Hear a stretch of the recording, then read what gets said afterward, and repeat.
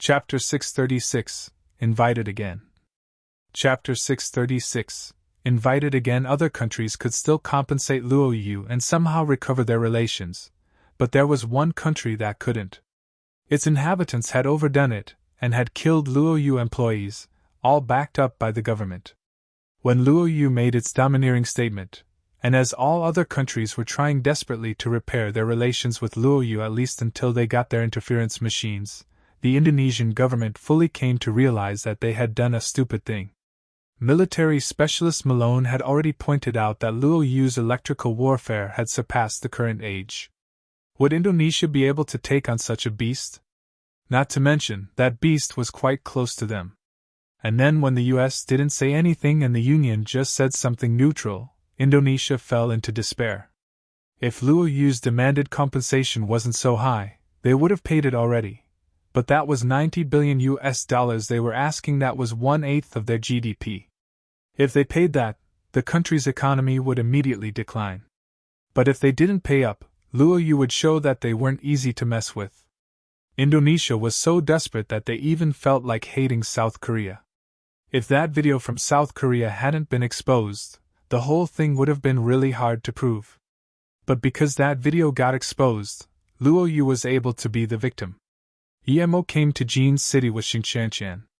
Xinqianqian immediately went back to the Shen family. Although she had lost all of her power, she still had to make some arrangements before she left. Emo went to the Konghai hospital and met Su Wei and her family as they were about to leave the hospital. The entire family was very happy to see Emo. It was thanks to him that Su Wei's mom had recovered. Although Su Wei said she had plenty of money, Su Wei's mother didn't want to keep staying in the hospital. Brother Yi, CEO Hu and CEO Luo both came in the morning. By the way, last night Shinin also came but didn't find you. Su Wei hadn't been able to reach Yemo's number. Now that Yemo had come, she wanted to treat him to food as thanks for helping her. Yemo nodded. Are you planning on staying in Jin's city or going elsewhere? If you don't have a place to go, I can introduce you to Luo Yu. Su Wei didn't doubt Yemo's words, but she shook her head. Brother Yi, I've discussed it with my brother, and we're planning on going back to our home place to develop. Shinin helped Xiaowu get an internship. He doesn't need to study anymore. Although it was regretful that Su Wei didn't want to go to Luo Yu, Yemo wouldn't force her. Also, since he knew that she wouldn't feel comfortable if she didn't invite him to food, he let himself get treated. The restaurant was high class, but Su Wei was somehow being quiet. Su Binwu seemed to know what his sister was thinking and just kept eating without saying anything either. Only Mother Su kept looking between Yemo and Su Wei, but she didn't say anything either. Yemo felt like the meal was quite awkward. Although he wanted to say something, he didn't know how to open the conversation either. After the meal, they left the restaurant. Su Wei seemed to want to say something to Yemo, but she hesitated many times and eventually didn't say it. She just said goodbye to Yemo. Seeing the three leave, Yemo knew that that goodbye meant that they might never see each other again. Su Wei was a good girl, so he wished her family good fortune. His phone rumbled, and Yemo picked up the call. It was Han Zixin. You finally turned on your phone. It's so much pressure trying to call your phone every single time. Han Zixin heard Yemo's voice and felt relieved, but he quickly added, Don't hang up on me this time. He knew that Han Zixin wanted him to help with the Space Flower blueprint, but that already belonged to Yemo. Also, even if he got Han Zixin the blueprint, they wouldn't be able to make it. And even if they did, they wouldn't have the energy source needed for it, because it needed the extreme energy stone. Yemo, just come to Beijing once, I have something you want here. Besides, you're the instructor of flying snow. It's been so long already, yet you still haven't come to visit. I just got a large batch of high-quality ores, don't you want to see? Han Zixin was like a big bad wolf trying to lure a small innocent rabbit. Yemo knew that Han Zixin must have encountered some problem. Usually, he wouldn't use such means to get him to come over there. But Yemo was really enticed by those ores. However, Yemo hadn't even had the time to find the snow fox because he had been so busy, much less some ores. If it wasn't for the 5-element rock being truly precious, Yemo wouldn't have gone out of his way to go looking for it either. If it wasn't for that, perhaps he would have been in the Duanheng Ranges already, searching for that old nun and the 7-star formation. He also wanted to go into the small world to find resources. Although he really wanted the ores, he still decided to go meet with Luoying at Ninghai first. He was afraid Luoying wouldn't like Ninghai. Luoying liked quiet places, while Ninghai was like a busy market. Okay, in that case, I'll be there in 1 day. Hearing this, Han Zixin immediately hung up the phone. He was afraid Yemo would change his mind. He knew Yemo's character. If he'd agreed, he would do it. Luoying didn't have a phone, so in order to contact her, Yemo needed to contact Bai Wei, but her phone was turned off. Hence Yemo immediately called Su Jingwen, and luckily she picked up. Yemo, you finally remembered to call me. Su Jingwen sounded quite sour. Yemo patted the back of his head awkwardly. He had this strange feeling towards Su Jingwen that he couldn't really describe. He really wanted to ask about Luoying and Bai Wei, but it wasn't good to do so right after the call connected. Are you calling because of Luoying? Su Jingwen was the first to speak after some silence. After Su Jingwen spoke, though, Yemo heard Tang Beiwei's voice too. Why was her phone turned off when she was at home? Chapter 637, What about a third one? Chapter 637, What about a third one? Yeah, how is Luoying? Is she there? Yemo could only ask. Su Jingwen suddenly laughed. Don't worry, she's more than fine. But be honest with me, have you told Luoying about Qingxue? Yemo, I really admire how you were able to find both Luoying and Qingxue at the same time. Both of them are very hard to find women. Yemo coughed. If it wasn't that he hadn't properly heard how Luoying was yet, he would pretend he didn't hear anything and hang up the phone. Now that Su Jingwen asked, he chose to say, You're very pretty too, don't just talk about them all the time.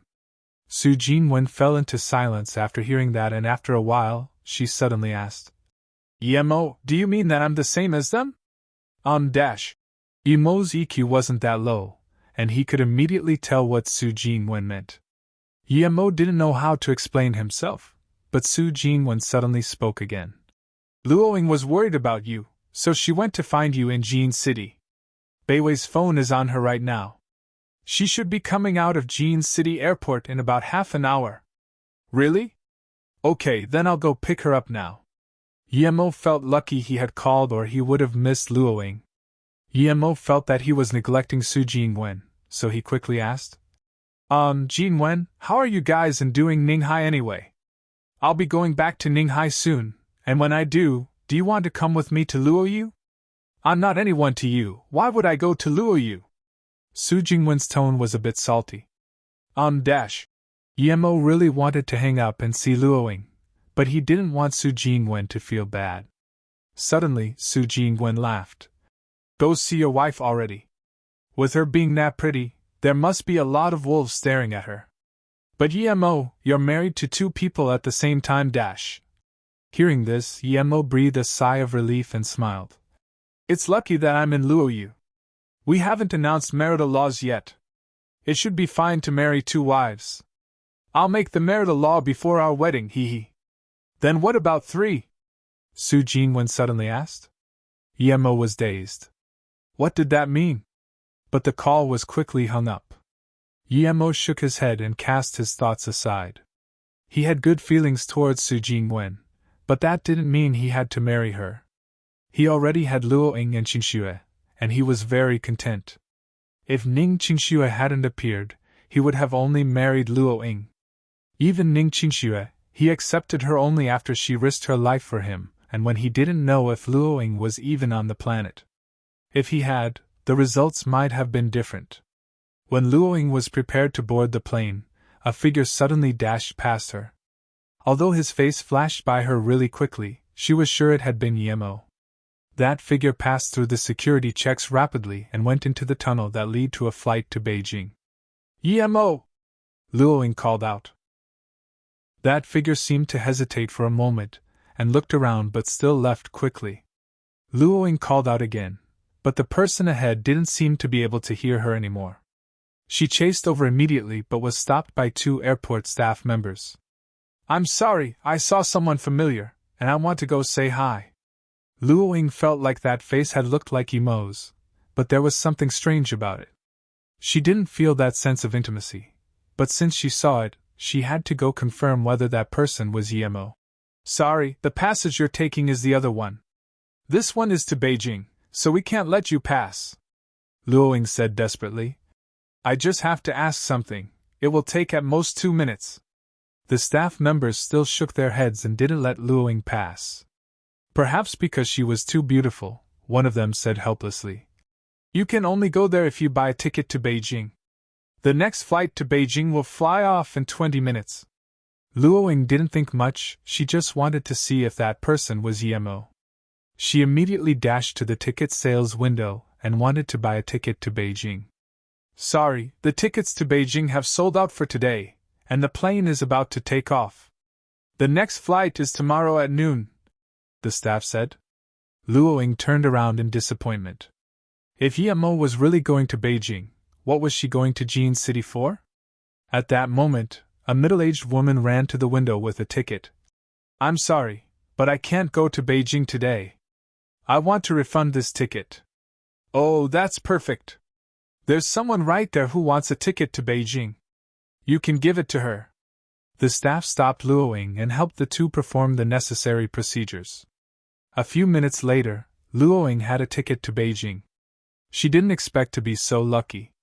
Luoying got on the plane as quickly as she could to find the man who looked like Emo.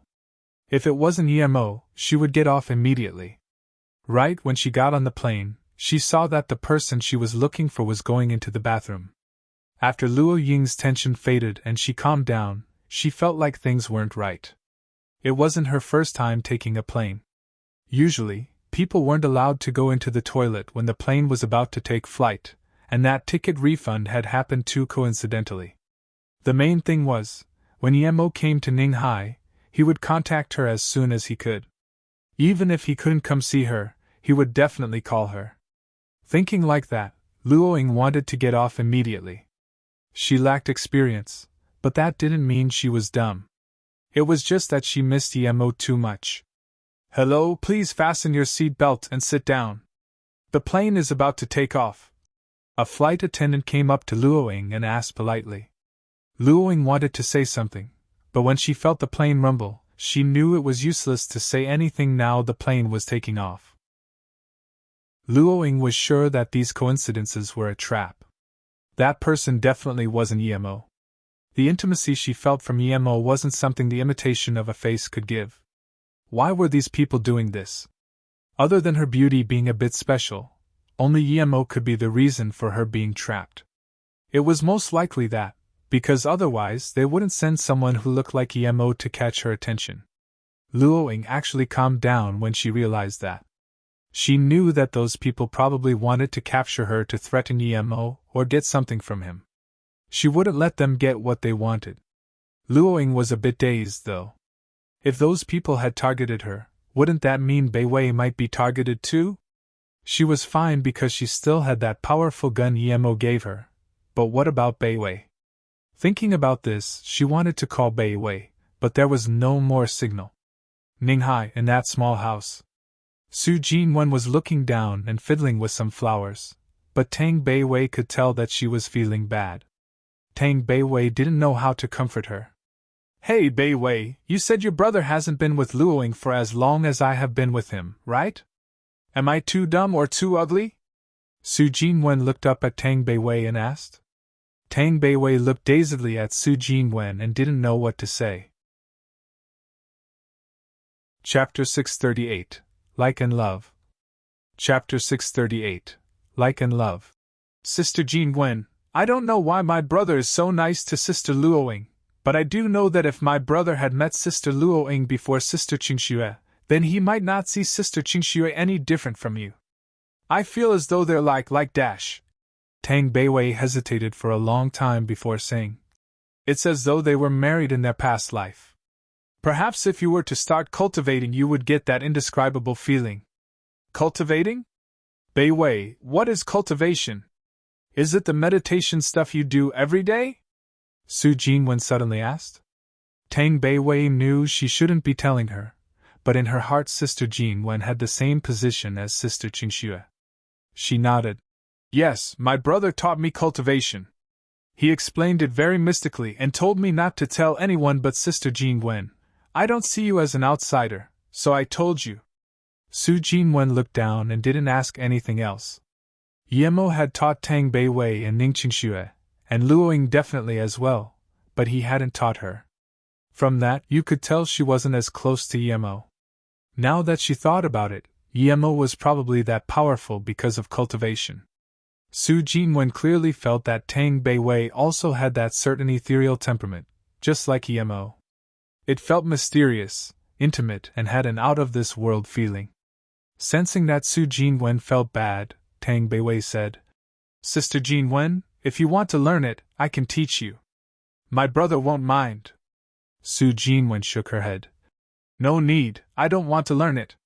Since Yemo didn't teach it to her, it would only make her feel bad if Beiwei taught her. There was a long silence. After a while, Tang Beiwei suddenly said, Sister Jinwen, can I ask you a question? Su Jinwen nodded with red eyes. If you liked my brother and my brother liked you, but then one day when you were about to get married, you realized that you were my brother's long-lost sister, what would you do? Tang Beiwei's eyes were also a bit red, and she didn't even really know why she was asking that. How could that be? Both my parents are still alive, how could they be your brother's dash? Su Jinwen thought that Tang Beiwei's question was a little crazy.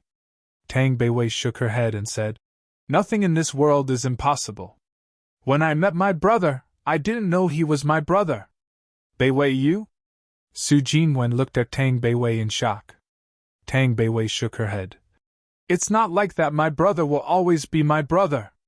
I'm just asking what if, nothing else. Su Jinwen understood what Tang Beiwei meant and shook her head. If that really is the case, then you can't get married. Tang Beiwei sighed and didn't say anything. She remembered what Luoying told her last night.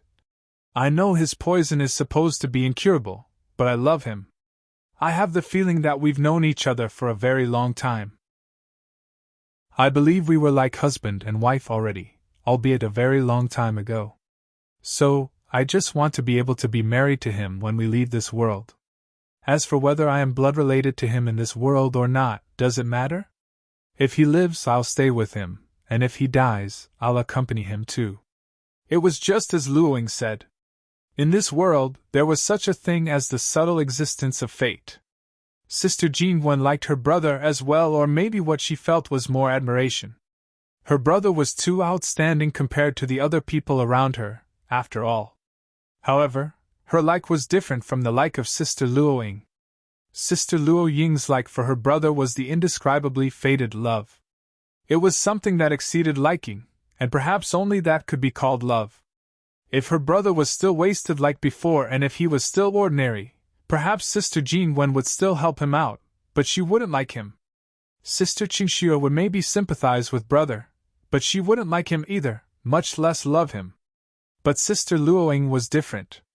As long as Sister Luoying had that belief that her brother was the one, then no matter what her brother was like, she would still love him without regret. Seeing Tang Beiwei sigh without saying anything, Su Jinwen seemed to have understood something. She suddenly looked up and smiled. Beiwei, I feel a lot more relieved after talking to you.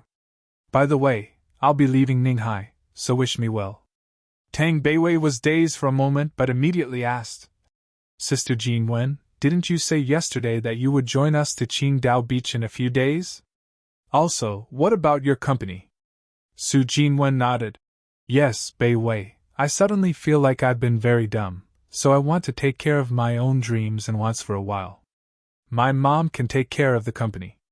Seeing that Tang Beiwei still wanted to ask her some more questions, Su Jinwen suddenly waved her hand and said, Don't ask me what I will be doing.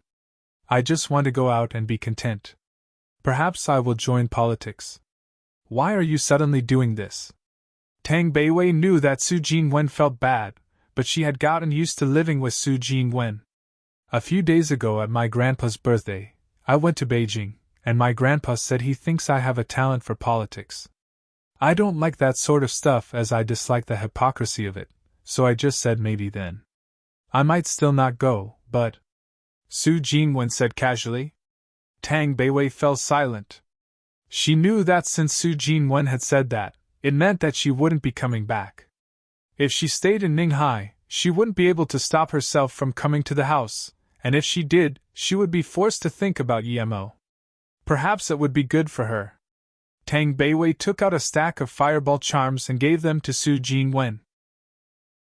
Su Jingwen knew that Yemo must have given them to his sister so that she could protect herself, but before Su Jingwen could reject, Tang Beiwei took out another large pile and said, Sister Jingwen, you need something to protect yourself. I still have a lot here. Su Jingwen nodded and took them. Then she left. She didn't even really say goodbye. Tang Beiwei looked at Su Jingwen as she left, and suddenly felt very lonely. Even a long while after Su Jingwen left, Tang Beiwei was still sitting dejectedly in the house. She didn't know what to do. After a while, she remembered to go lock up the door. When she just locked the door and came back in, there was a knock on the door. Suddenly, she had a bad feeling. Who would come looking for her? Sister Jingwen and Yun Bing had the keys, they wouldn't knock. And other than them, she didn't know anyone in Ninghai. Chapter 639, He's Too Eerie. Chapter 639, He's Too Eerie. Yemo had arrived at the airport, and was squeezing to the front as quickly as he could. As the passengers got off, Yemo felt more and more uneasy. He didn't see Luoying, and he trusted that Jingwen wouldn't lie to him. Yemo no longer had the mood to wait, so he went inside in invisibility mode. When he scanned the area with his spirit sense, he didn't find Luoying. Luoying had never taken the plane. He didn't call back to Su Jingwen, because if Luoying went back she would notify him right away. Thinking like that, he immediately went to the largest office around. In there, a fat guy was rapidly kissing a woman in professional clothes. Yemo's sudden appearance scared him almost into impotence. Without thinking, he pushed the woman away. When he saw it was just some big bearded dude, his face went cold, and he said, Who are you? Who let you come here? Yemo pointed his bulletless gun at the man's head and said, Search as fast as you can why someone called Luoying didn't get on the plane from Ninghai to Jing City. Don't shoot, I'll look immediately. The fat man saw the gun and immediately pissed himself. Hurry up! Yemo saw the man's shaky hands and yelled impatiently. Yes, yes. Although he was very nervous, he worked very fast. The woman also didn't dare move from the couch at the sight of a gun. The person called Luoying didn't get on the plane. She didn't refund the ticket in Ninghai either. The fat man truly was rather efficient. Yemo said coldly. Call Ninghai to check if she went on another plane. Yes, I will. The fat man wasn't that shaky anymore. A few minutes later, he wiped his forehead and said, Luoying bought a last-minute ticket to Beijing. She should be almost in Beijing. Before the fat man finished, he saw that the big bearded man had disappeared. He rubbed his eyes. Was he hallucinating just then? But soon, he just breathed a sigh of relief and made up his mind to lock the door next time.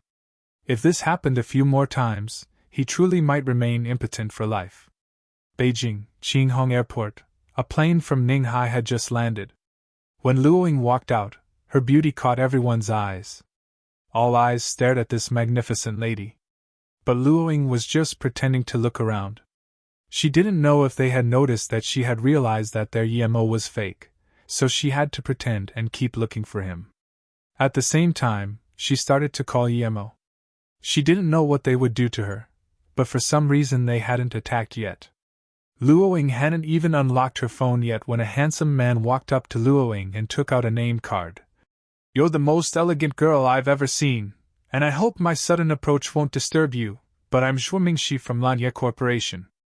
I have studied in France and now I'm the manager of the research department in Lanya Corporation. What's your name? Oh, please wait a second. Luoying didn't take the card and casually took out her phone instead. Usually, she would ignore someone like him, but she didn't know if the man was with that group of people or not. She needed to call Emo. Okay. Seeing that Luoying didn't reject him and just told him to wait, he felt very happy and waited on the side like a gentleman. He could swear he had never seen a girl as excellent as her in his life. There were a lot of girls chasing after him, and although many of them were pretty, they were like a speck of mortal dust compared to this girl. If he could get this girl's love in exchange, he would even be willing to give up his managerial position or being the successor of the Zhou family. This girl was too pretty, she was a goddess. Luoying felt very strange. She was sure that those people were after her. How come they still hadn't done anything this long after she got off the plane? She had even hidden the pistol in her sleeves already. Luoying knew that her power was too low and that even if only someone like Daiheng came, she wouldn't be able to deal with it. But then she suddenly noticed a big bearded man. What made her focus on him wasn't the beard but the eyes. Ever since the events in that village, she would never forget those eyes again. His eyes and that feeling of intimacy he gave off made her want to run to him instantaneously. Emo and Luoying had the sudden feeling of wanting to cry. She had only separated with Emo for a short while, but it felt like an eternity. The moment he saw Luoying, Emo felt someone was watching him. Although he could check it out, he didn't, because that wasn't what mattered in that moment. As long as he saw Luoying, it was fine. No matter what was up, he had to embrace her first. At the same time, one man who was prepared to rob Luoying's phone and his 3 teammates who were prepared to attack Luoying as she chased her phone stopped their actions. They had received a message saying that they were to stop the plan and immediately retreat. They didn't know why they were ordered to stop when the plan was already 80% done, but they immediately did as told nonetheless and got out of the airport. Meanwhile, Luoying couldn't hold herself back anymore and quickly ran into Emo's arms. Susu, I'm here. And I know. Shuimingshi looked on dumbly at the big beard hugging that goddess. He felt like his brain was lacking oxygen. Such a goddess was hugging this ugly bearded guy. This was planting a flower in cow dung. Everyone nearby also looked at this scene in a daze. They felt like their heart was going to shatter. After a long while, Shuimingshi came to the conclusion that the goddess must have been tricked. As long as he confronted the big beard, she would know who to choose. Thinking like that, he took out his name card and walked up to Luoying and Emo saying, I'm Shuimingshi, Lanya Corporation's head of research.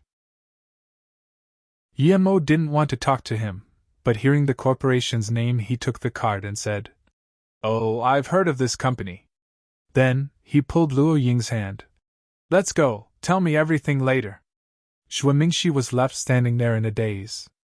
Not too long after that, in a certain mansion in Beijing, a few people were sitting down together. The one who looked like Emo on the plane had pulled off his mask and was making a call. The plan has been aborted. Yes, I did see the man. I'm sure now that that was Emo. He's with Luoying. Yes, I am certain. They hugged each other as soon as they saw each other. The man's tone was very serious, but he was also shaky. Those who knew him knew that his hands wouldn't shake even when he killed multiple people, yet now, his hands were actually shaking. No, I am sure that 1 hour before that he was still in Jin City, yet he appeared in Beijing's Jinghong Airport. This should be impossible, yet it happened. Everything was going very well according to the original plan, and I can say that if he hadn't appeared, we would have succeeded and I wouldn't have had to order the stop. He is just too eerie. The man's hands were still shaking. Suddenly, the man's tone went high too.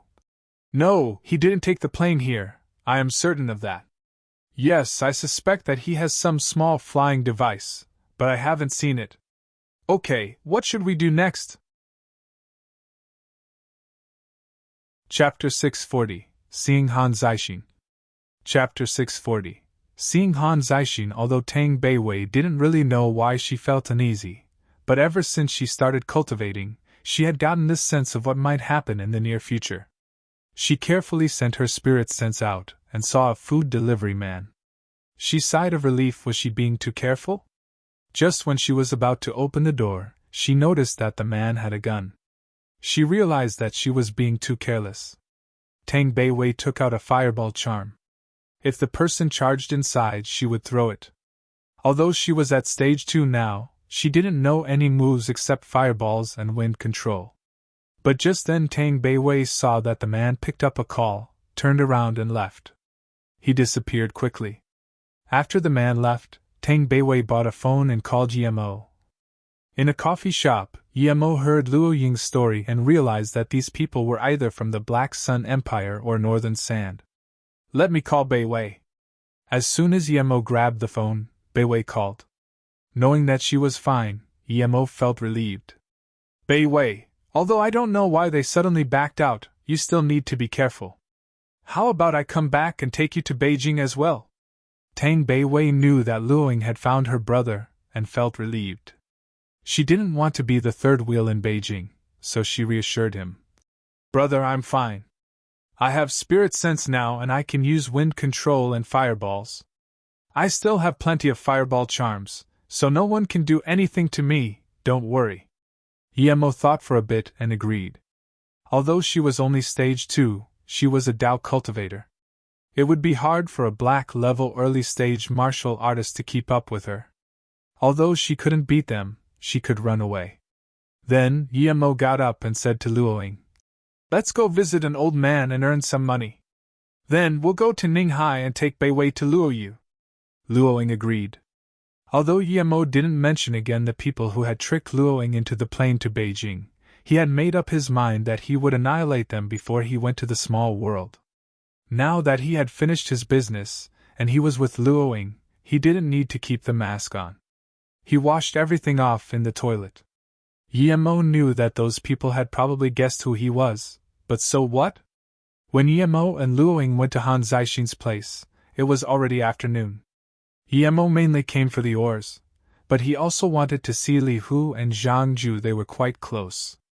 Although he had helped them, they also helped him before too. When he faced the Song family or when he needed them to protect Yi Ling and Yi Zifeng, they had helped a lot. Knowing that Yemo was coming, Han Zixin came out to greet him the moment he stepped in. When he saw Luo Ying, he couldn't help to approve of Yemo's taste. Both Ning Qingxue and Luo Ying were much prettier than Han Yen. "Elder Han, call Li Hu and Zhang Ju over to eat as well." "I haven't seen them for a long time," Yemo asked. Han Zixin sighed. "I called you over this time because of them." Yemo frowned. "What's this?" Han Zixin hesitated before saying, "Last time we talked I already told you about the Space Flower Blueprints issue. Even if we can't get it, we can't let other countries have it. So, when news of it got out, some countries sent their masters to retrieve it, and so did we." Yemo was speechless. Even Li Hu and Zhang Ju went. Han Zixin nodded. "Not only them. The country has also sent 8 other people. 10 elites went, but it's been a few months and there's still no news from them. I'm very worried. So, you called me so many times to get me to help you see what's going on." Yemo wasn't feeling comfortable. Li Hu and Zhang Ju were his friends, and he had told Han Zixin many times that it was useless, even if they got the blueprint. However, he had still sent people to die. If Li Hu and the others were fighting against Northern Sand, how could they win? Ever since they had developed the light-speed gun, not even he could ensure a clear victory. Han Zixin looked guilty but still nodded. "Yes, I realize that no one but you can help. I know Luo Yu is yours and you're busier than me, but I really have no other way. I can't afford to lose the 10 Flying Snow's elite members nor the blueprint. I won't blame you, even if you don't want to help, but I need to do everything I can despite knowing that they might not be alive." Then, Han Zixin paused and said, "Don't worry about Luo Yu. I never told anyone about it." Hearing this, Yemo felt a bit more comfortable. Yemo's expression relaxed and asked, "Doesn't Beijing have a heaven squad? Why don't you ask them?" Han Zixin smiled bitterly. "Ever since you fought with Tan Jiao, he went into solitary training. After the Hidden Sex tournament, Tan Jiao and Wan Qifeng disappeared together. Tan Jiao's disciple Su Shi also disappeared, and even Song Yangzhu is gone. After that, we rarely see anyone from the hidden sections. They almost never come out, and they haven't asked us again to give them oars. I don't know if this is good or bad. The president knows that I came to you for help, and he agreed that only you can help us. Yemo hadn't expected that Ten Jiao and Wan Chi Feng would disappear. When he heard of Song Yangzhu, he immediately remembered what happened in the tent at Mei Nei Snow Mountains, how she was so wild and clutched him so tightly, as though she was trying to squeeze herself into him. He got lost in his thoughts, wondering if that woman was okay. Yemo. Luoying called him. She could feel something wasn't right with Yemo and grabbed his hand. Yemo held her hand tightly too and cast those thoughts aside. No matter what, he already had Luoying and Qinxue. After a while, Yemo patted Luo Ying's hand and said to Han Zixin, Elder Han, Zhang Zhu and Li Hu are my friends, I will go have a look.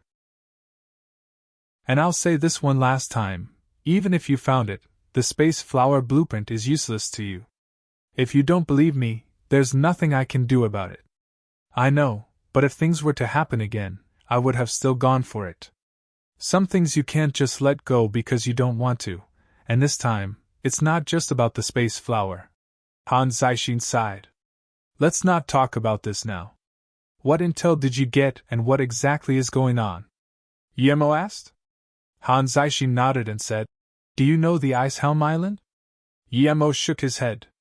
Han Zixin continued, It's in the Atlantic Ocean, it's not very big, about few 1,000 square kilometers.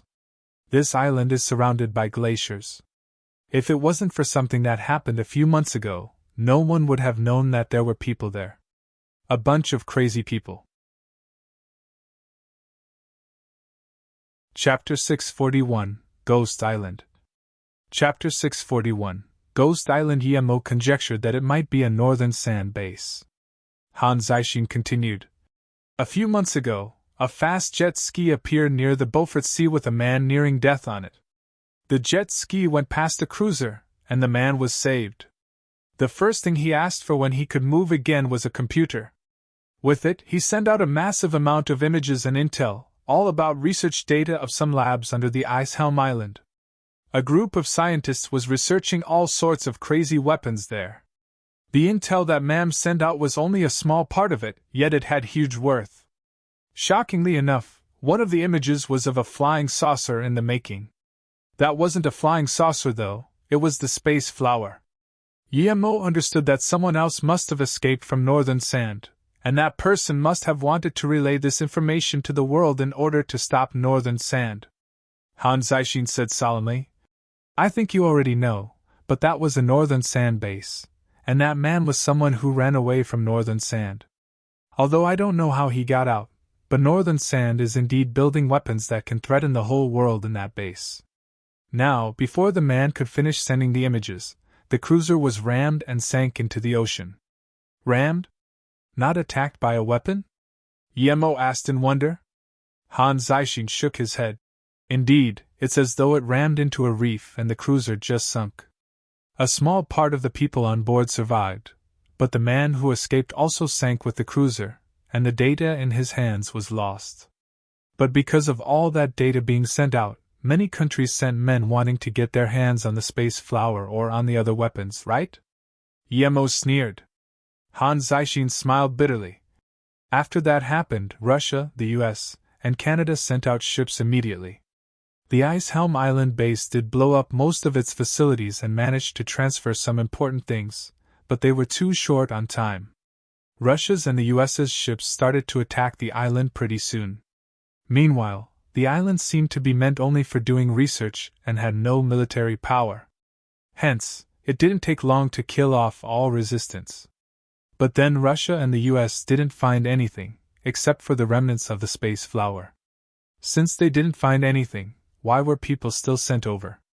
Yemo asked in wonder. Han Zixin sighed. Because Northern Sand didn't have enough time to evacuate completely, and no one believed that Northern Sand would have destroyed all that valuable research unless it was really their last moment. They believed the person keeping the data must have hidden somewhere. More and more countries wanted to join the party, and they eventually came to the common ground that each country would form a special squad to send onto the island. The deal was that as long as there were no radiation or human race endangering weapons, then each country got whatever their squad found. Did none of the special forces make it out alive? Yemo asked strangely. Han Zaishi nodded. Indeed, not a single country's squad came back. More people were sent in later, but those also disappeared. With more and more people disappearing, many countries have started to quit. If it wasn't that so many people might somehow still be alive on the island, perhaps the island would have been blown to nothing already. Yemo immediately felt that something was wrong. First of all, how could an organization like Northern Sand let someone escape again after Yixing's escape? And this escape he even brought out large amounts of intel. Secondly, although Icehelm Island was pretty big, it was still only an ice island. There were no forests, how could people disappear so easily? Thirdly, the union that had formed would at most propose to form an international squad to go in and search such an important place. How could they agree to let all those different countries go in and play finders keepers? This wasn't a child's game. The main thing was that no one had gone missing before those elite squads went in. Only afterwards did strange things start to happen. Who brought up the idea of sending in elite forces? Yemo asked. Hearing this, Han Zaishin looked at Yemo in shock and said, when the elite forces started to go missing, others also started getting suspicious, but then the senator who had brought up the suggestion suddenly died. Yemo fell into contemplation. The squads the countries sent out would undoubtedly be the elite of the elite. If this really had been a trap, why would Northern Sand want these elites? They weren't scientists. Han Zaishin suddenly said. Although Northern Sand has abducted scientists before, they never tried to abduct any of our special forces elites. Perhaps this has nothing to do with Northern Sand? Maybe something happened with the island. Yemo had thought as far as well and shook his head. You're right. They wouldn't do that, because it would be pointless. Even if they could use them to train stronger people, even if they could assassinate Preside Dash. Yemo stopped there. What if they wanted to assassinate Yixing? Yixing's use to Luoyu was no less than Yemo's. Without Yixing, Luoyu might have lost last time. But then, Yemo thought that perhaps he was thinking too much. No one should know that Yixing was in Luoyu. But what if Northern Sand did know? Yemo knew that his theory was a bit absurd, but what if Northern Sand was really doing all that to kill Yixing? At the last Luoyu battle, Luoyu dominated the scene when no one could match Luoyu's electronic interference machine which had been designed by Yixing. Would Northern Sand suspect that Yixing had run over to Luoyu from that? Even if they wanted to assassinate Yixing, it wouldn't be easy. Random people wouldn't even be able to get near the core region of Luoyu. Unless Luoyu suddenly fell apart. But unless there was another war, how could Luoyu fall apart? War? Yemo thought of the recent attacks on his businesses. If Northern Sand was behind that, then there really might be war coming soon. If Luoyu fought with a bunch of other countries, then no matter how strong it was, there was a limit to how many countries it could take on at the same time. As Yemo thought about all that, he suddenly felt cold sweat run down his back. If that had been planned out step by Yemo's enemy, then that enemy was too calculative. People like that did exist, for example Dong Fangxi, but it was destined that there would never be a lot of people like that at the same time. All that just to attack Yixing?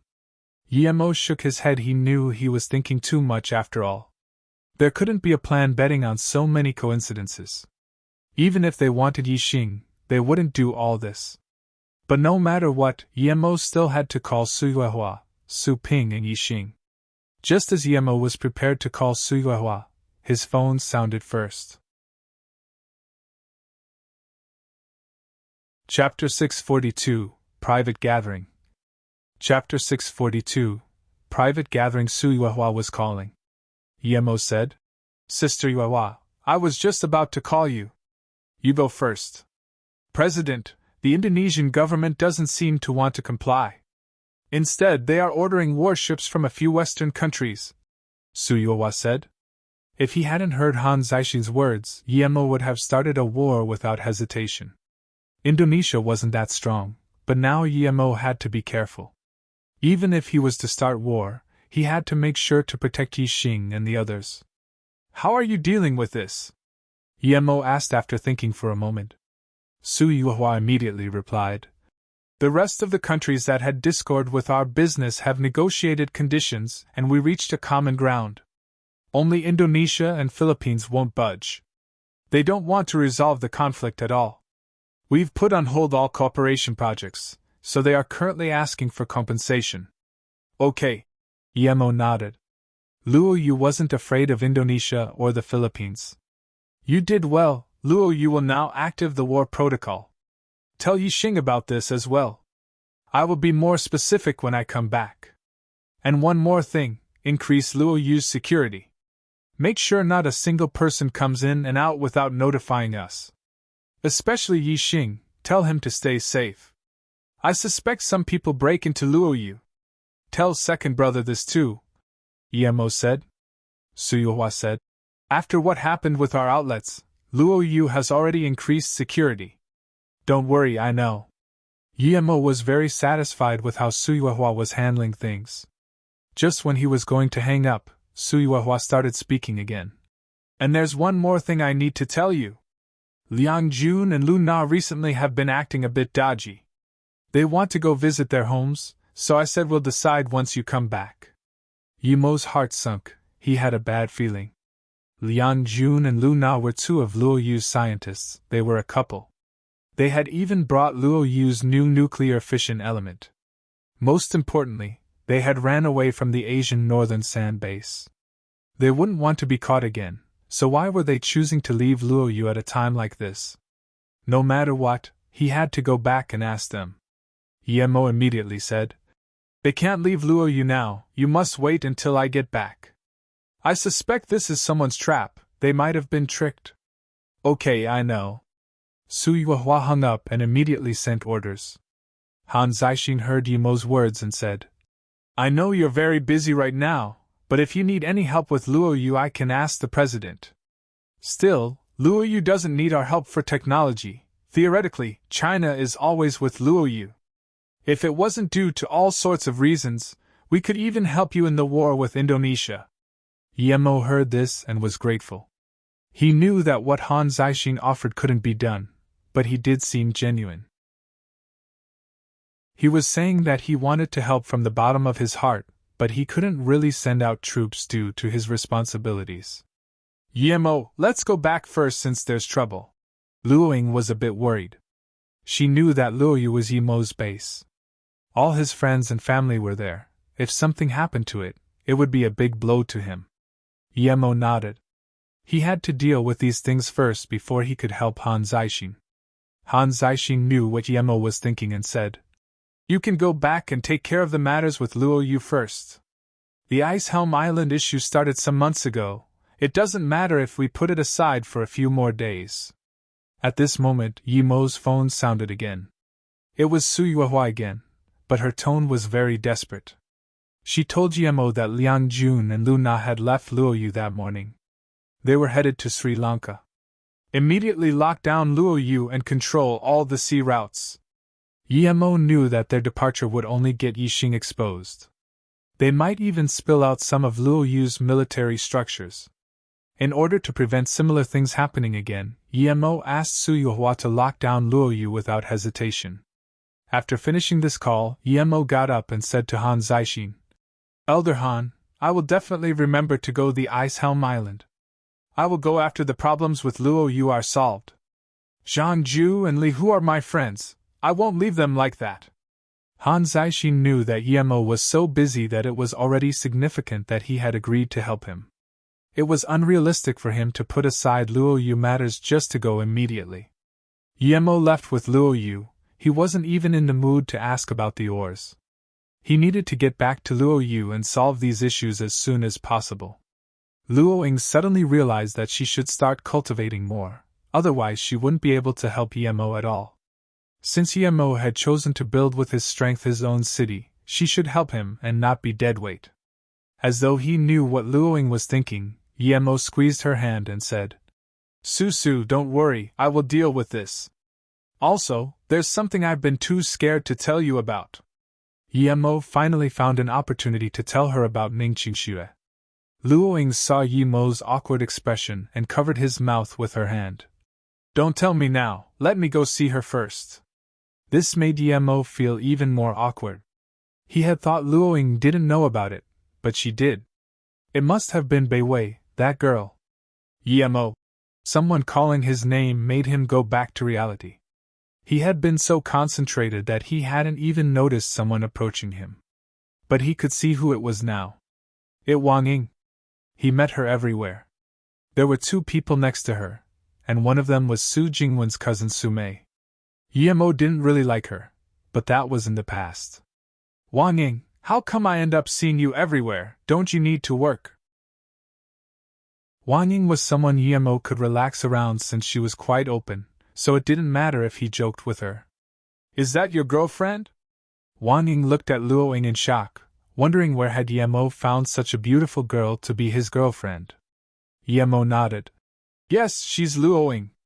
Luoying, this is my college classmate Wang Ying, she has helped me many times. Hello, Luoying. Wang Ying was a little nervous speaking to such a goddess. Hello? Luoying said. By the way, this is Su Mei and her friend. Do you still remember her? Wang Ying said while pointing at Su Mei and the other person. Yimo smiled. Of course, long time no see. Hello, Yimo, your girlfriend is so pretty. Su Mei felt very strange, she had looked down on Yimo before, yet he had such a pretty girlfriend. That girl, Luoying, was probably prettier than Ning Qingxue.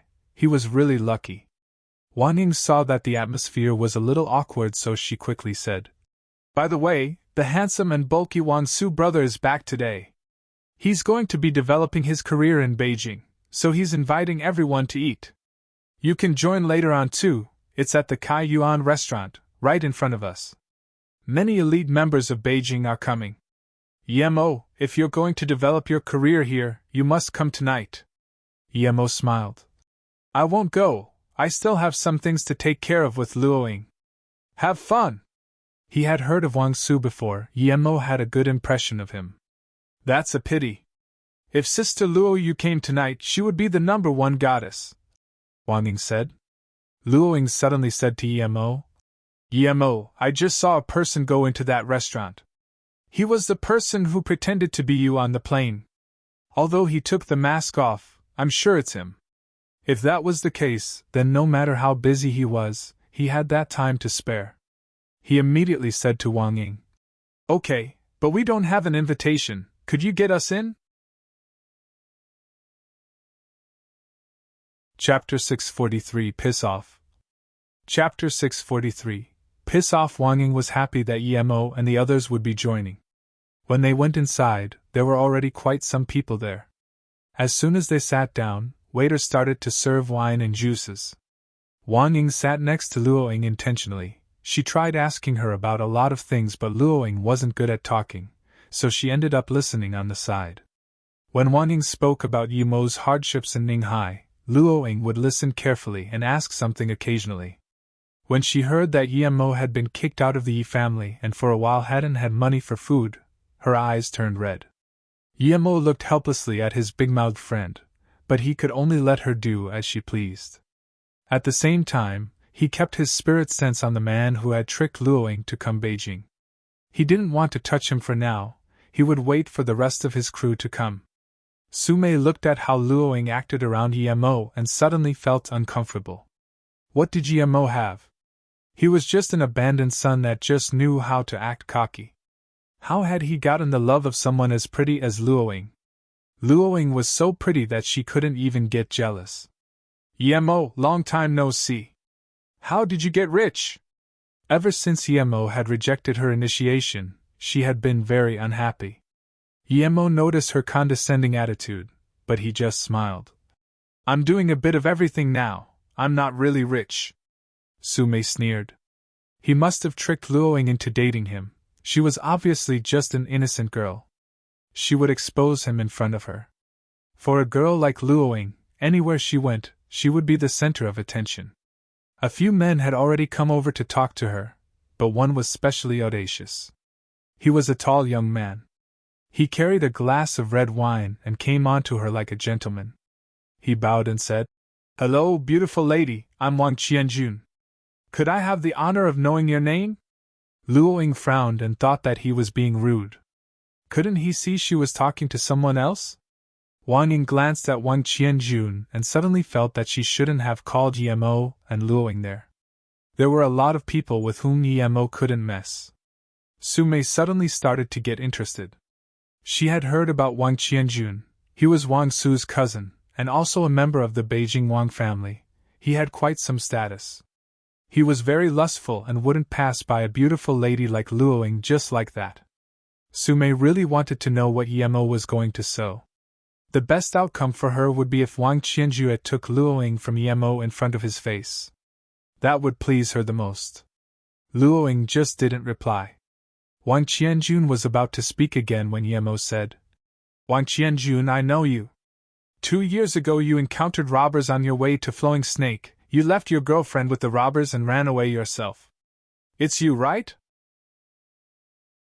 Wang Qianjun heard this and his face immediately changed. Who could know about this other than Xiao Lei? Did she tell anyone? After hearing this, not only Wang Ying but Su Mei and other people looked at him in shock. When Yemo said this, Wang Qianjun's face had changed, but he hadn't denied it, so people knew that it might be true. Some girls immediately started looking down on Wang Qianjun.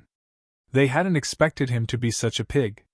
If that got spread, then no matter how tall, handsome and rich he was, no girl would really want to be with him.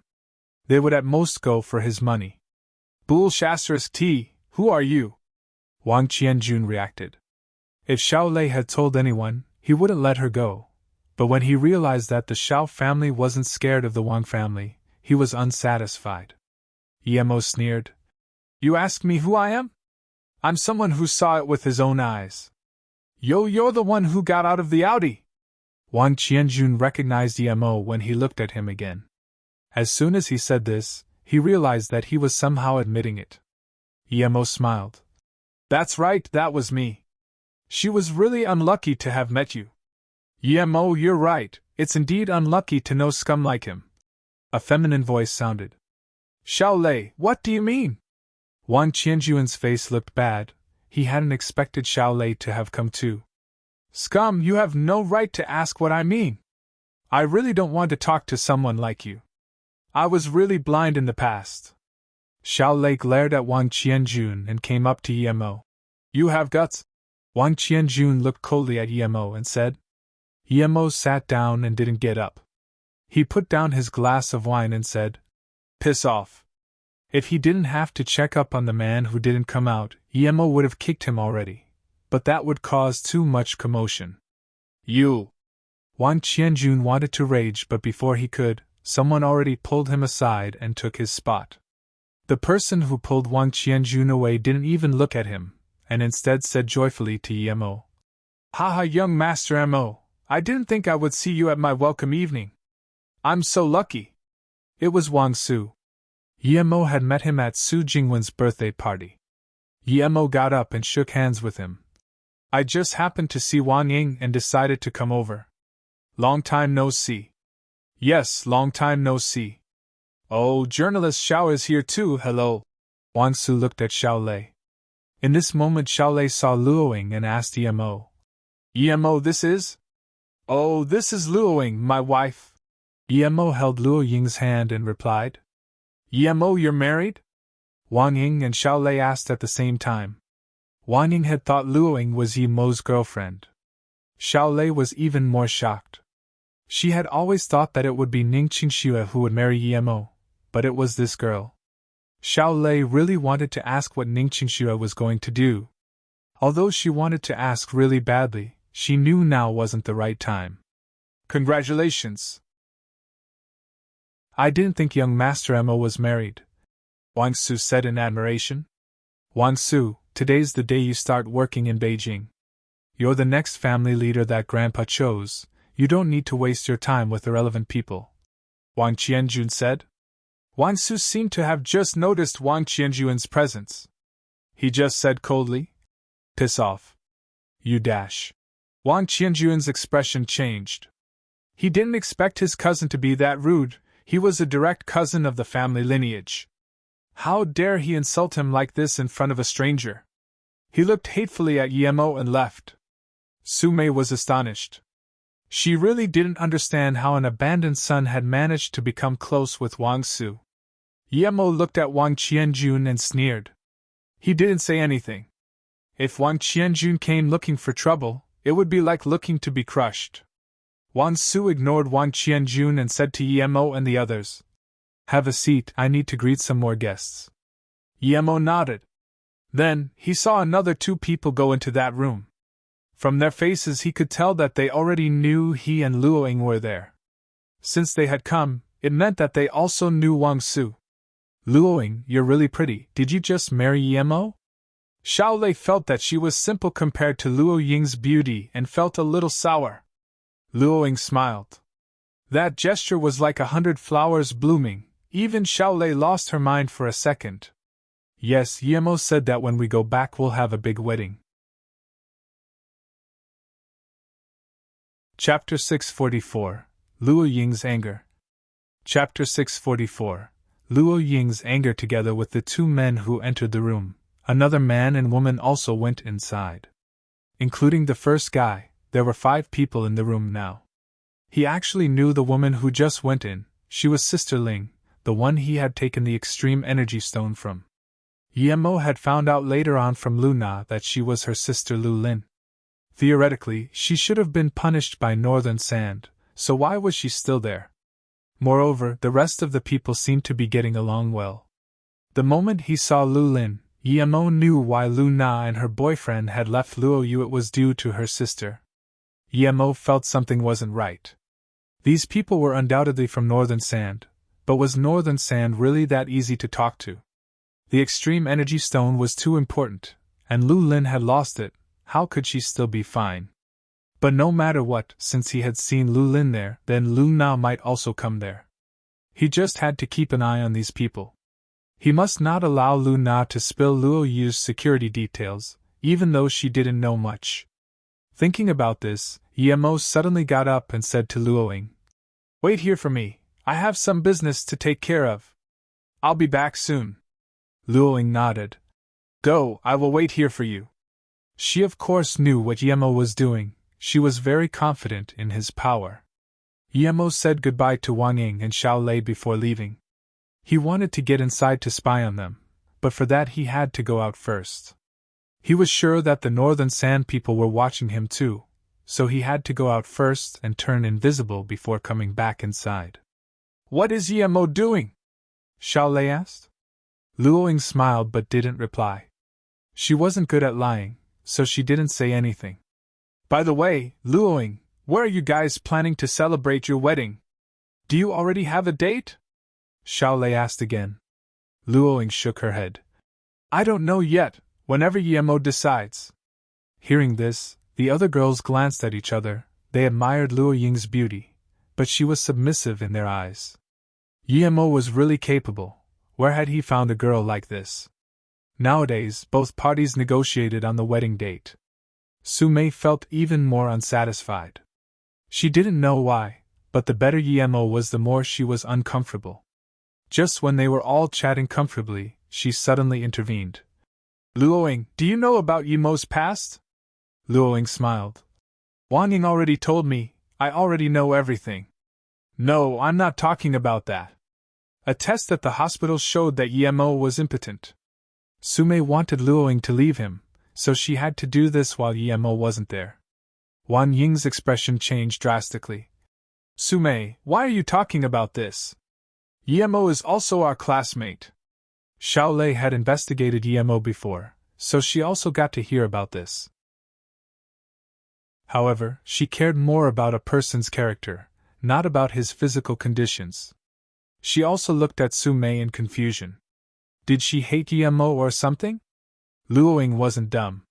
When she first saw Yemo and Sume together, she felt tension between the 2 of them, but Yemo didn't mention anything, and she stayed polite.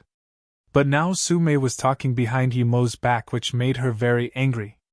She knew better than anyone else whether Yemo was impotent or not. She couldn't even take his fervor sometimes, yet Su-mei dared to say something like that about her husband. This made her angry immediately. At the same time, she felt Su-mei was really shameless. If Yemo hadn't told her to wait there, she would have left already. She looked coldly at Su-mei. You don't need to worry about my husband, that's my business. Also, I don't want to sit next to someone like you, please move aside. Su-mei's expression changed. She hadn't thought someone as gentle as Luoying had this side. Su-mei couldn't stay there anymore. She got up and pulled Wang Ying. I'm leaving, are you coming? Then, she left without waiting for a reply. Wang Ying said helplessly to Luoying. I'll go check on her. Although she didn't like the way Su-mei was talking, she was her still good friend and she couldn't just let her leave like that. When Wang Ying caught up with Su-mei, she said unhappily. Luoying is like a goddess. Why did you say that? You went overboard. Su-mei sneered. I'm doing this for her benefit. It'd be such a waste if someone like her got tricked by Yemo, but now it seems like she deserves it. What's wrong with Yemo? I feel he's really nice. I really don't understand why you hate him. Also, he's not that anymore. Wang Ying was angry. He's not. How do you know? Have you been to bed with him? Su-mei was getting fired up too. Hearing Su-mei's words made Wang Ying unhappy. Don't say that, but Yemo is fine. His sister told me.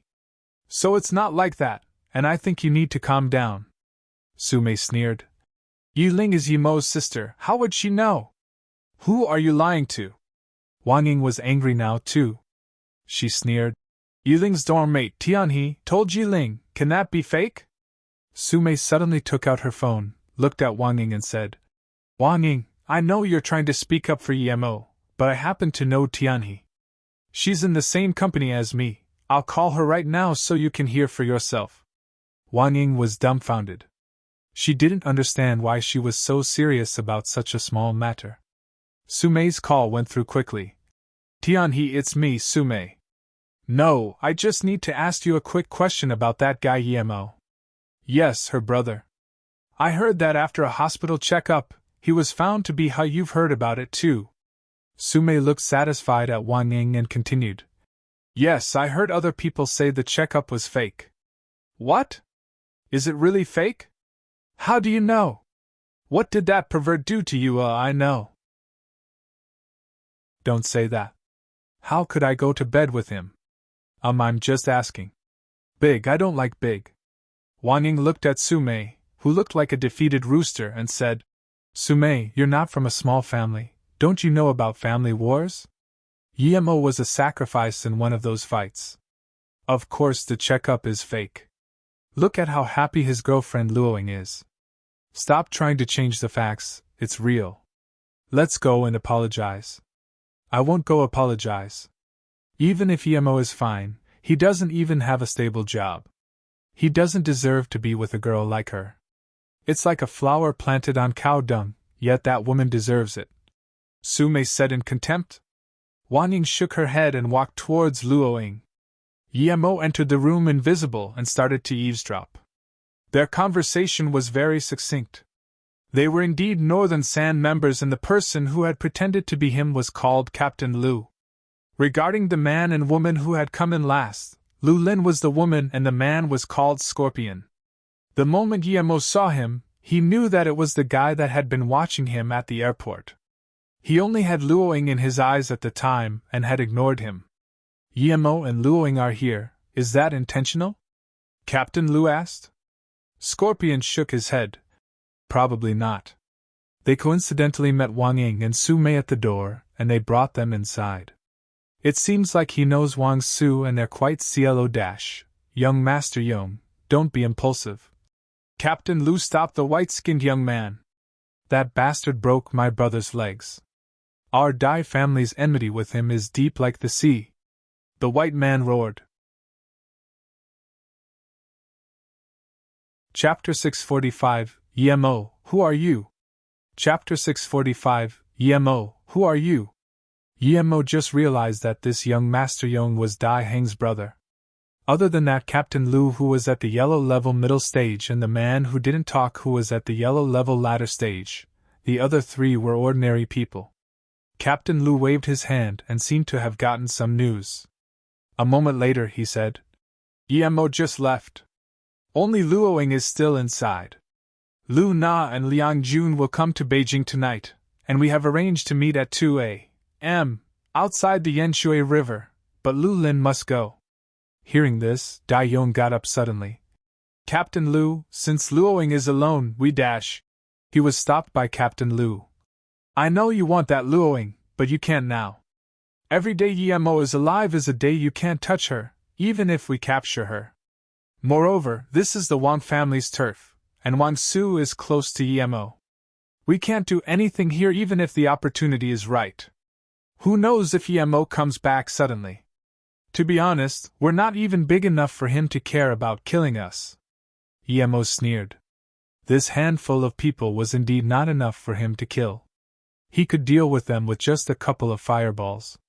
Emo didn't want to keep listening anymore now that he knew where they would be meeting up. He would go to the river at night. Just when Emo wanted to leave, his spirit sense noticed that a waitress who was wiping a table had been wiping that table for a long time. Emo looked a bit closer, and she was very emaciated, and her face was covered in scars. Emo looked at her body, and her chest and back were also covered in scars. Although her eyes looked really calm, Emo could feel the hatred in her eyes. Emo felt strange. The woman gave him a sense of familiarity, but he couldn't remember who she was. Soon Emo saw a small black dot in her ears. It was a listening device. Emo immediately thought to check the room those 5 people had been in and searched it with his spirit sense. Under one of the chairs, he found a listening device indeed. So she was listening to those Northern Sand guys too. It was fine as long as she didn't get in his way. Emo didn't keep looking at her and left. When Emo walked to the door, he saw a few people sitting around the same table as Luoying. Sume was also there, but Luoying's brow was frowned. The truth was that if Emo hadn't told her to wait there, she would have left already. Emo knew all those people. Other than Qiu Jitan and Han Dan, there was also Qiu Jishua whom he almost gave a beating once. Emo had heard that Qiu Jishua was the best in the young generation of the Qiu family, and the guy did have some brains as he didn't attack Emo straight away back then at Wutong restaurant, so he managed to avoid Emo's wrath. Emo walked up to Luoying and said, "I'm back." Seeing this, Luoying got up and held Emo's arm. She really detested the people around her. Sume sneered. The people who were there that day were all very powerful. They were people even Wang Su couldn't be rude to. As for Qiu Jishue, even Wang Su's dad had to be careful in front of him. Just when Qiu Zhirong and Han Dan were prepared to chat to Luoying, they saw Emo and their hearts immediately skipped a beat. When they saw Luoying hold Emo's arm, their faces went pale. Han Dan was regretting so much that he wanted to disappear. If he knew Emo was there, he wouldn't so much as show his face, if he would even come at all, yet now not only did he appear in front of him, he was also standing in front of his woman. "Brother Yi." Han Dan looked down and greeted carefully. "Young Master Emo." Qiu Zhirong didn't have his previous alpha male vibe anymore either. "Young Master Emo, I didn't think you would be coming here. It's really an honor." Qiu Jishua saw Emo, and his face immediately changed, but his composure was good, and he quickly reacted and extended his hand towards Emo. Emo sneered and ignored him. Then, he scanned them and said, "What do you want to say here?" Nothing. We were just passing by and wanted to say hi to journalist Xiao," Qiu Zhirong quickly explained. "In that case, P*SS off already," Emo said coldly. "Yes, I will P*SS off immediately." Qiu Zhirong was scared that his legs would also be broken. Although Qiu Zhirong didn't dare say anything, Qiu Jishua's face was green. He didn't think Emo would be that cocky. He clenched his fingernails into his palm, and blood even started dripping out a bit, but he didn't dare say no. If he did or resisted in any way, Emo might even kill him. Emo was a man that no one could control. "Han Dan, is there any good in hanging out with this scum every day?" Don't lose face for Han Zixing. P*SS off too. Yemo felt annoyed thinking that Han Zixing was trying to fight the Northern Sand people while his descendant was hanging out close to them. Yes, Brother Yi, I will leave immediately. Han Dan quickly left. Qiu Jixue also wanted to leave, but he was stopped by Yemo. You wait, I still have something to ask you. Although Qiu Jixue wanted to shoot Yemo and eat his flesh on the spot, he had to stop and listen to Yemo. Sumei was astonished. These people who were too powerful for her to even talk to were acting like rats in front of a cat. Even Qiu Jixue was like this. She didn't want to believe it, but that was the reality. How could Yemo do all that? Sumei wanted to scream, Yemo, who are you? Wasn't he the abandoned son of the Yi family? Young Master Mo, I heard you're in Beijing, so I came to greet you. Haha, you're here indeed. A man with a loud voice ran over. Sumei didn't know this person, but from how everyone greeted him when he walked over, she knew that he was even more powerful than Qiu Jixue. Qiu Jixue also greeted. Chief Du, I didn't think you'd be here too. Oh, Jixue, you're here too. Haha, I came to see instructor. The middle-aged man changed the title he used for Yemo. Yes, young Master Mo is going to ask me to something, so here I am. Qiu Jixue said. Yemo smiled. Captain Du, you got news from Elder Han, right? Also, don't call me instructor, that sounds too distant. Yemo did indeed know Du Tao very well. He was Flying Snow's instructor, and also the vice chief commander of Beijing. Chapter 646, Yan Riverbank. Chapter 646, Yan Riverbank. Seeing that Yemo was just talking to Du Tao and hadn't even looked at him, Qiu Jixue decided to keep enduring it and asked, Young Master Mo, do you need me for anything? If not, I dash. Even Du Tao stopped at this point. Although his status made Qiu Jixue respect him, it really was nothing compared to the Qiu family, so he couldn't just ignore Qiu Jixue. Yemo glanced at Qiu Jixue and said, I heard Li Qiuyang was targeted by the Qiu and Dai family? He even has to go to jail, right? Qiu Jixue heard this, and he was mind-blown. If Yemo was going to intervene in that, then their two families wouldn't have a certain victory anymore. Yemo was an unreasonable man who even the president, the Han family, as well as the fading-out Zhang family were helping. But now that Yemo had asked, he couldn't just not answer. He quickly said, There's no such thing. I'm very close to Brother Qiuyang, he's just assisting with the investigation a bit. He'll be fine in no time. Yemo didn't want to intervene in these fights, so he said plainly, Li Qiuyang has helped me quite a lot. I'm not interested in your business, but I don't want anything to happen to him. Take my word, my patience is limited.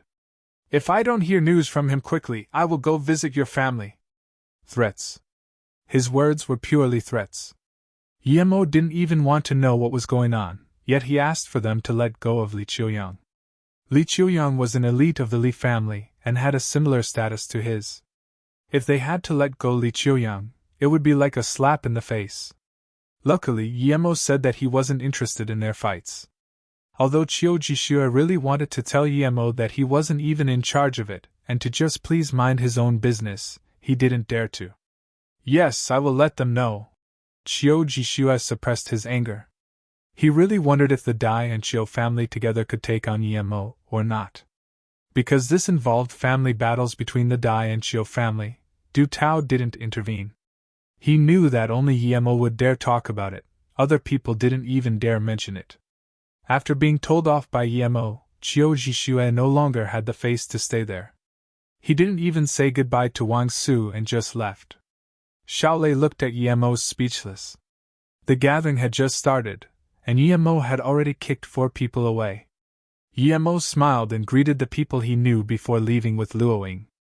When she saw Yemo and Luoying leave, Sumei came back to her senses. She hesitated before looking at Shaolei and asking, Journalist Xiao, how is it that Yemo is this so dash? Shaolei suddenly got bored after Yemo left. She got up too and just smiled at Sumei, but she didn't answer. She didn't want to talk to Sumei much because of her attitude to Yemo, Susu, after I'm done taking care of some things here, we will go back and live together in Luoyu. One day, we will just stay in Luoyu and there will be no need to run around, Emo said with guilt to Luoying. He knew that Luoying wished to have a peaceful life, yet he was taking her everywhere and made her worry. Luoying smiled and didn't say anything, she just moved closer to Emo. After a long while she said, "Tell me about her. Is it Qingxue or that girl?" Emo was dazed and subconsciously asked, "Who is that girl? Then, is it Qingxue?" Luoying fell silent. Although she didn't have any blood relations with Qingxue, she was still her aunt. She had only scanned Qingxue when she saw her, and she didn't look at her carefully. She just knew Qingxue was a pretty girl. "Sorry, Susu, I dash." Emo really didn't know how to explain this to her. He understood what she meant by that girl. She was probably talking about Ji Wanqi. Seeing Yemo's guilty expression, Luoying smiled and grabbed his hand. "Don't apologize. I don't mind as long as I can be with you. I think that if Qingxue loves you, she won't mind either." Yemo embraced Luoying and felt excited. He knew that Luoying wouldn't object to it. It was easier for Luoying to accept it as she still had memories of Luoying continent. "Susu, I'll tell you about Qingxue."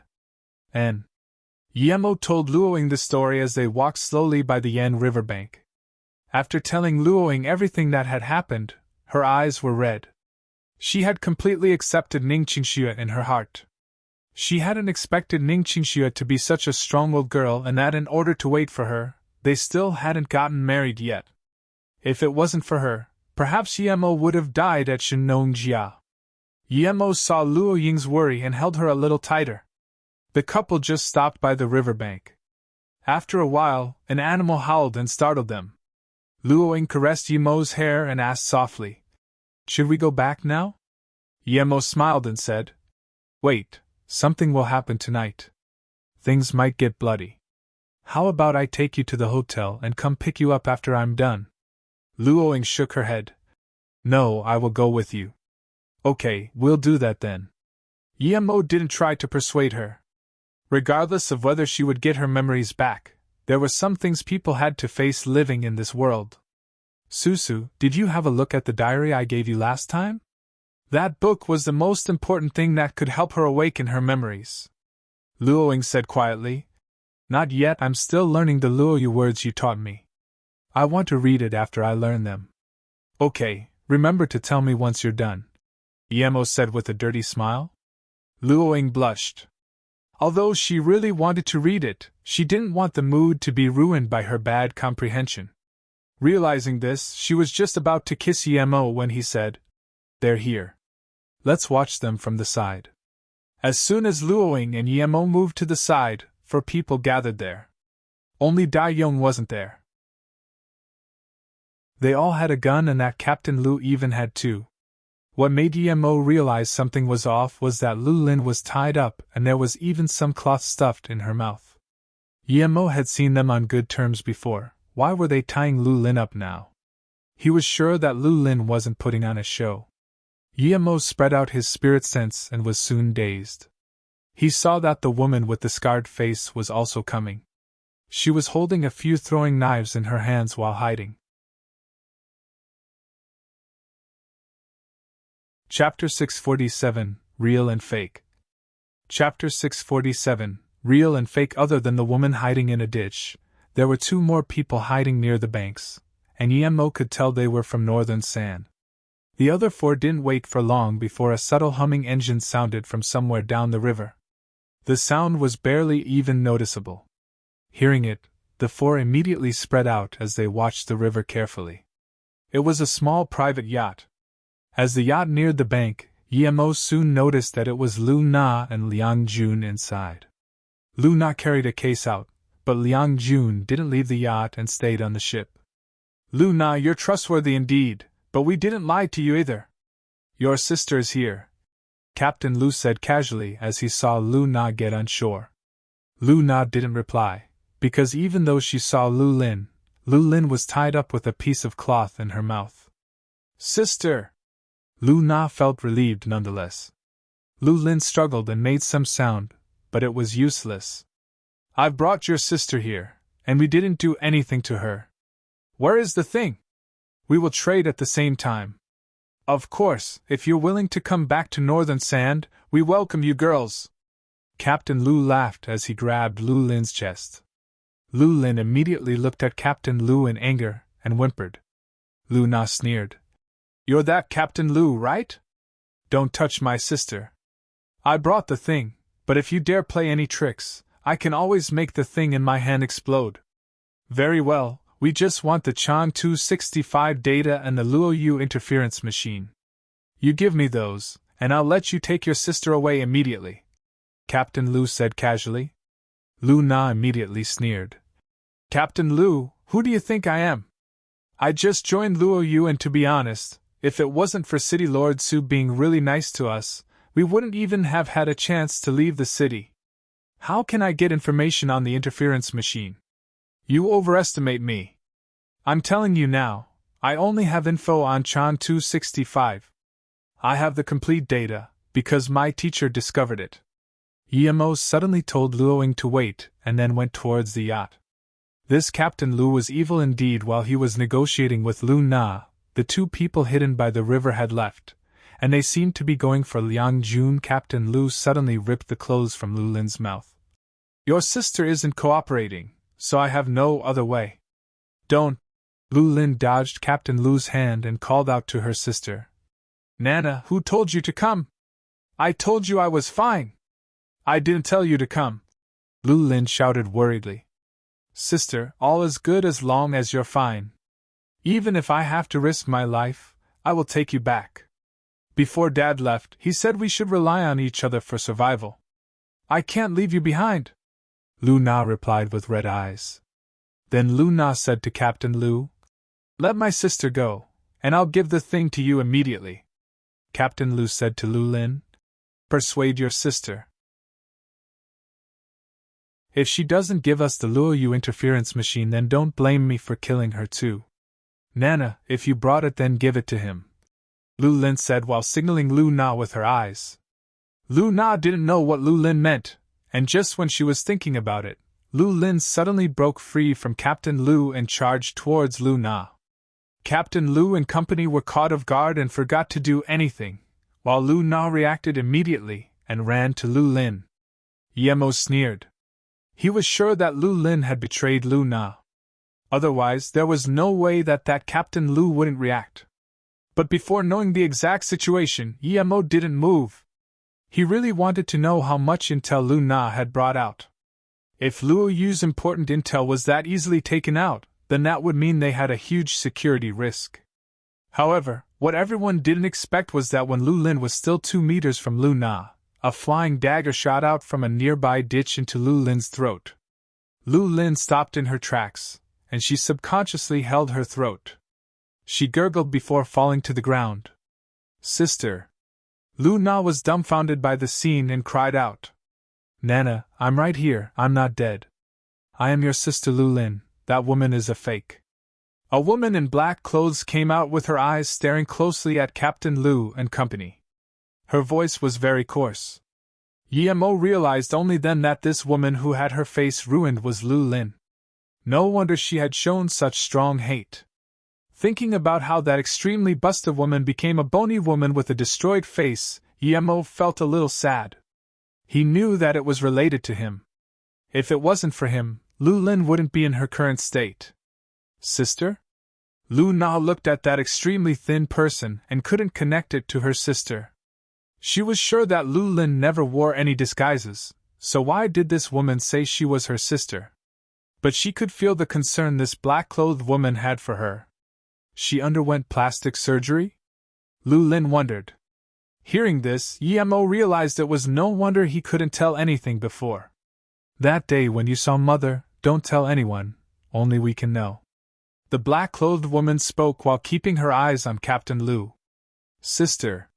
Lu Na finally realized that this disfigured person was her sister. She hugged her sister's back and cried. The moment Lu Na hugged her, Lu Lin knew it wasn't good. Captain Lu and company pulled out their guns and fired shots. Captain Lu sneered. Lu Lin, even if you ran away, you still have to pay the price today. Lu Lin immediately realized that she had been too excited. How could she hug her sister at this time? She would stop her sister from pulling out the knives. But there was no medicine for regret in this world, and gunshots sounded loud and clear. She could even feel a bullet was flying towards them. She laughed in despair. So what if we die? It's worth it to die with sister. However, even after many shots, Lu Lin and Lu Na were shocked to discover that they hadn't been shot and were still standing. Not far in front of them, a figure stood there. Although it was night, Lu Na still recognized that it was Yemo. He had blocked all the bullets and saved them. Yemo looked at the bullets and smiled to Captain Lu. You're from Northern Sand, right? It's you? Yemo, we didn't mess with you, so why are you fighting us again? We've already agreed to your conditions in Jiutang, haven't we? Captain Lu saw Yemo, and his heart sunk to the bottom. Yemo suddenly flicked out 2 bullets, and they pierced the heads of Scorpion and the yellow-level tertiary stage man. Seeing this, Captain Lu's heart went cold. Yemo was indeed a slaughter god. Didn't mess with me? Yemo sneered and continued. Who tricked Luoying to come to Beijing? Furthermore, Lu Na is a member of Luoyu, and who tricked her here? Captain Lu opened his mouth but couldn't explain anything. He subconsciously looked at the river. Yemo sneered. No need to look for them, they were freed from this world a step earlier than you.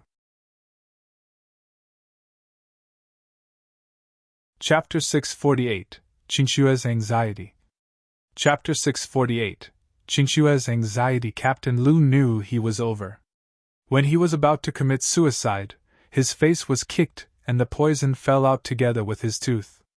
Before he fainted, he heard Yemo say, Don't always pull that move. I really want to know what's the difference between you guys and the Black Sun Empire. Luoying came over to Yemo's side. When Lu Na saw Yemo, her heart also sunk. She knew her actions meant that she betrayed Luoyu, but she soon remembered her sister and glanced at her again.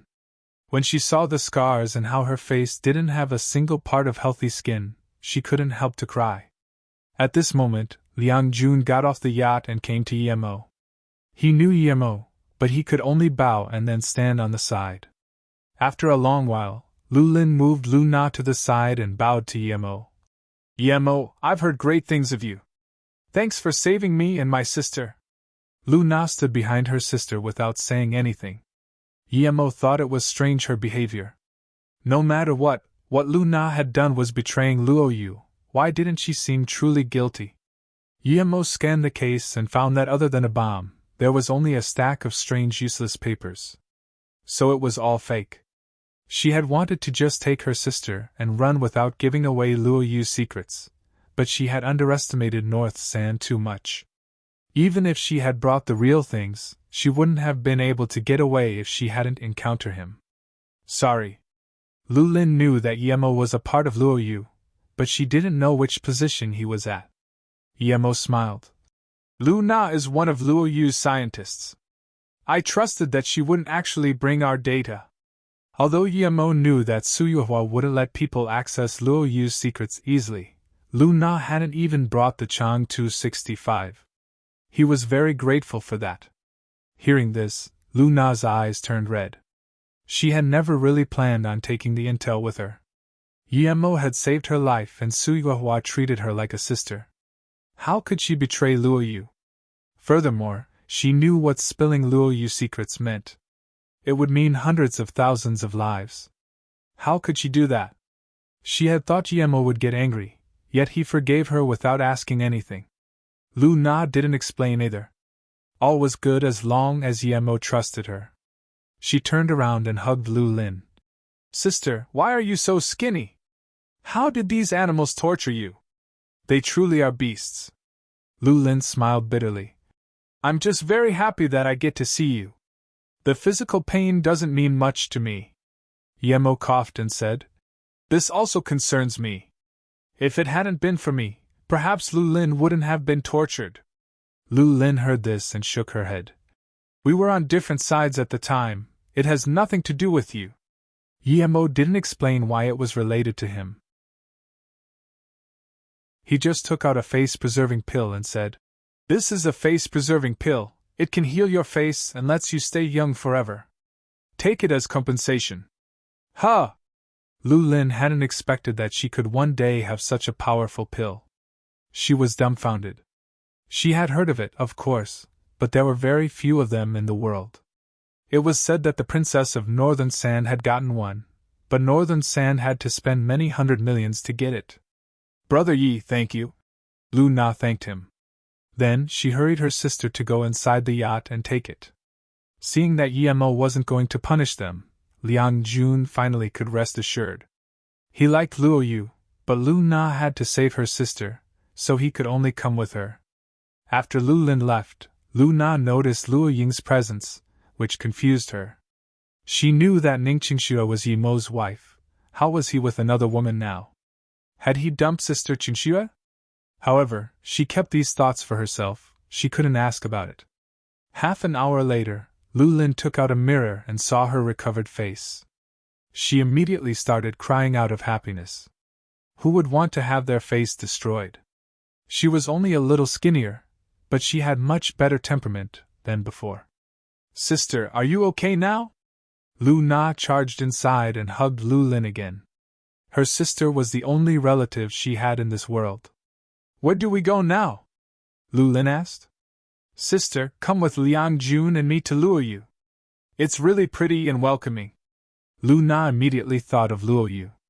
They really didn't have anywhere else to go except there. Lu Lin looked hopeful. "But will Yemo agree?" In that moment, Yemo walked inside with Luo Ying and smiled. "Of course, you can get a plane to Luo Yu tomorrow." He had interrogated Captain Lu and the reason why they had gone after Lu Na. They had managed to contact Lu Na from her private social media account. This made Yemo feel that they should tighten Luo Yu's network security, but Yi Xing really couldn't do everything by himself. Yet, Captain Lu was just a pawn, and he only knew that the Dai family had joined Northern Sand. That night, Yemo went back to Ninghai and took his sister Tang Beiwei to Beijing, where he was going to leave her. Luo Yu was about to go to war, and he didn't want Tang Beiwei to be by herself in Ninghai. The next morning, Yemo went to visit Elder Han and scanned the rare ores storage. He found another small piece of gung metal essence and blue silver sand. He then took Luo Ying, Beiwei, Liang Jun and the Lu sisters to Qinghong Airport. As soon as they arrived to the airport, they encountered Li Qiuyang. He had lost a lot of weight. He thanked Yemo for saving his life. Li Qiuyang knew that other than Yemo, no one could help him. They weren't that close, yet Yemo had really helped him. The Dai and Qiu family indeed didn't dare go against Yemo. They knew that even Northern Sand feared him, and that he had certain status in Luo Yu. Moreover, Yemo had just said to let Li Qiuyang go, so they didn't dare not to listen. Yemo rejected Li Qiuyang's invitation because he realized it was his grandfather who was really inviting him. Li Qiuyang sighed.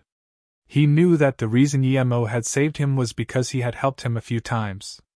It was impossible, at least for now, to ask Yemo to help the Li family. There were still a few hours before the plane arrived to Luo Yu Airport, but Ning Qingxue had gone very early. She was anxious.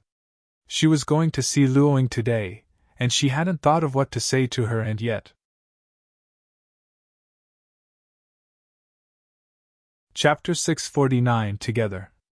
Chapter 649 Together. Immediately after Yemo left Beijing, everyone in Beijing got word of what had happened. That mattered especially to the Dai and Qiu family, because if Yemo left, then that meant that he was keeping his word and wouldn't be intervening in the Beijing matters. The Li family leader also sighed. Although he knew all along that Yemo wouldn't come, he was still very disappointed. If Yemo could so much as just have a chat at their house, it would be an immeasurable help even if he did nothing. But after sighing, the Li family leader also rejoiced.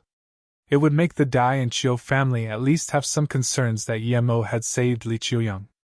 Regardless, from how Yemo was able to order a plane to leave from Beijing to Luo Yu whenever he wished, one could guess that his status wouldn't be low in Luo Yu. After all, Luo Yu had been restricting flights ever since the vandalism at their international stores. At the same moment, the Yi family was holding a very important meeting. After a few changes, the family leader position had come back to Yi Beirong. Although he really wanted to give it away already, Yi Zifeng, whom he had chosen, had already gone to Luo Yu. To be honest, Yi Beirong didn't feel too well about Yemo having come to Beijing without visiting the Yi family. He knew that the Yi family owed the three siblings quite a bit. Yu Wei was Yi Beiguang's son. Because Yu Wenqi and Yu Wenjin left Beijing and died, he was the most important figure in the second generation. Thinking similarly, he asked in confusion, "Uncle, Yemo is also a part of the Yi family, and the reason why our family is still in Beijing is greatly due to him. I'm sure that he's the reason why they didn't touch the Yi family.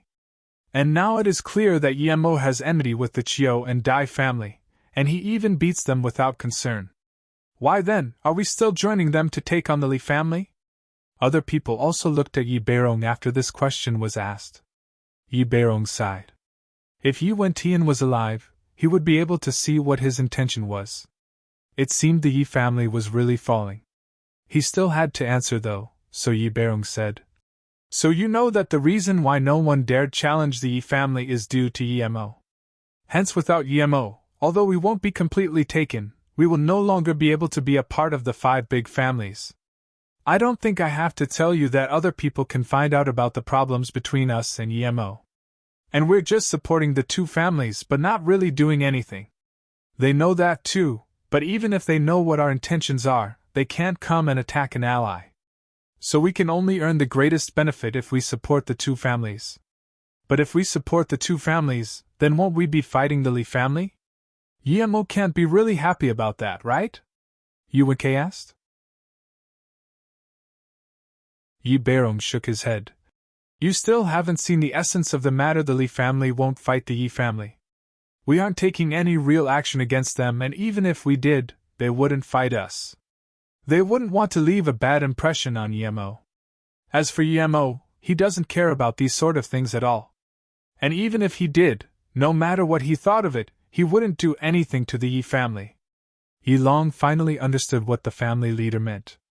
The Li family would indeed not use their main force against the Yi family no matter which side the Yi family stood on. They might perhaps even help the Yi family in some ways, so it could be said that this was the best decision. Knowing what Yi Long thought, Yi Beirong said, "I was very worried before when Luo Yu was developing in Flowing Snake, but now that they moved to Luo Yu and invented the most advanced defense system in the world, I can rest assured.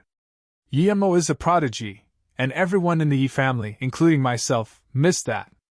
It is also normal that Yi Zifeng didn't stay in Beijing as the family leader.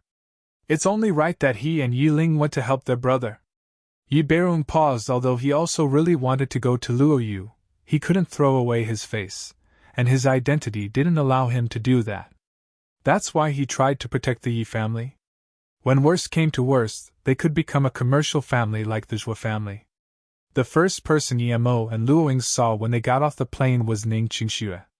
She seemed lonely standing there. Beside her was Silver, and it flew to Yemo as soon as it saw him.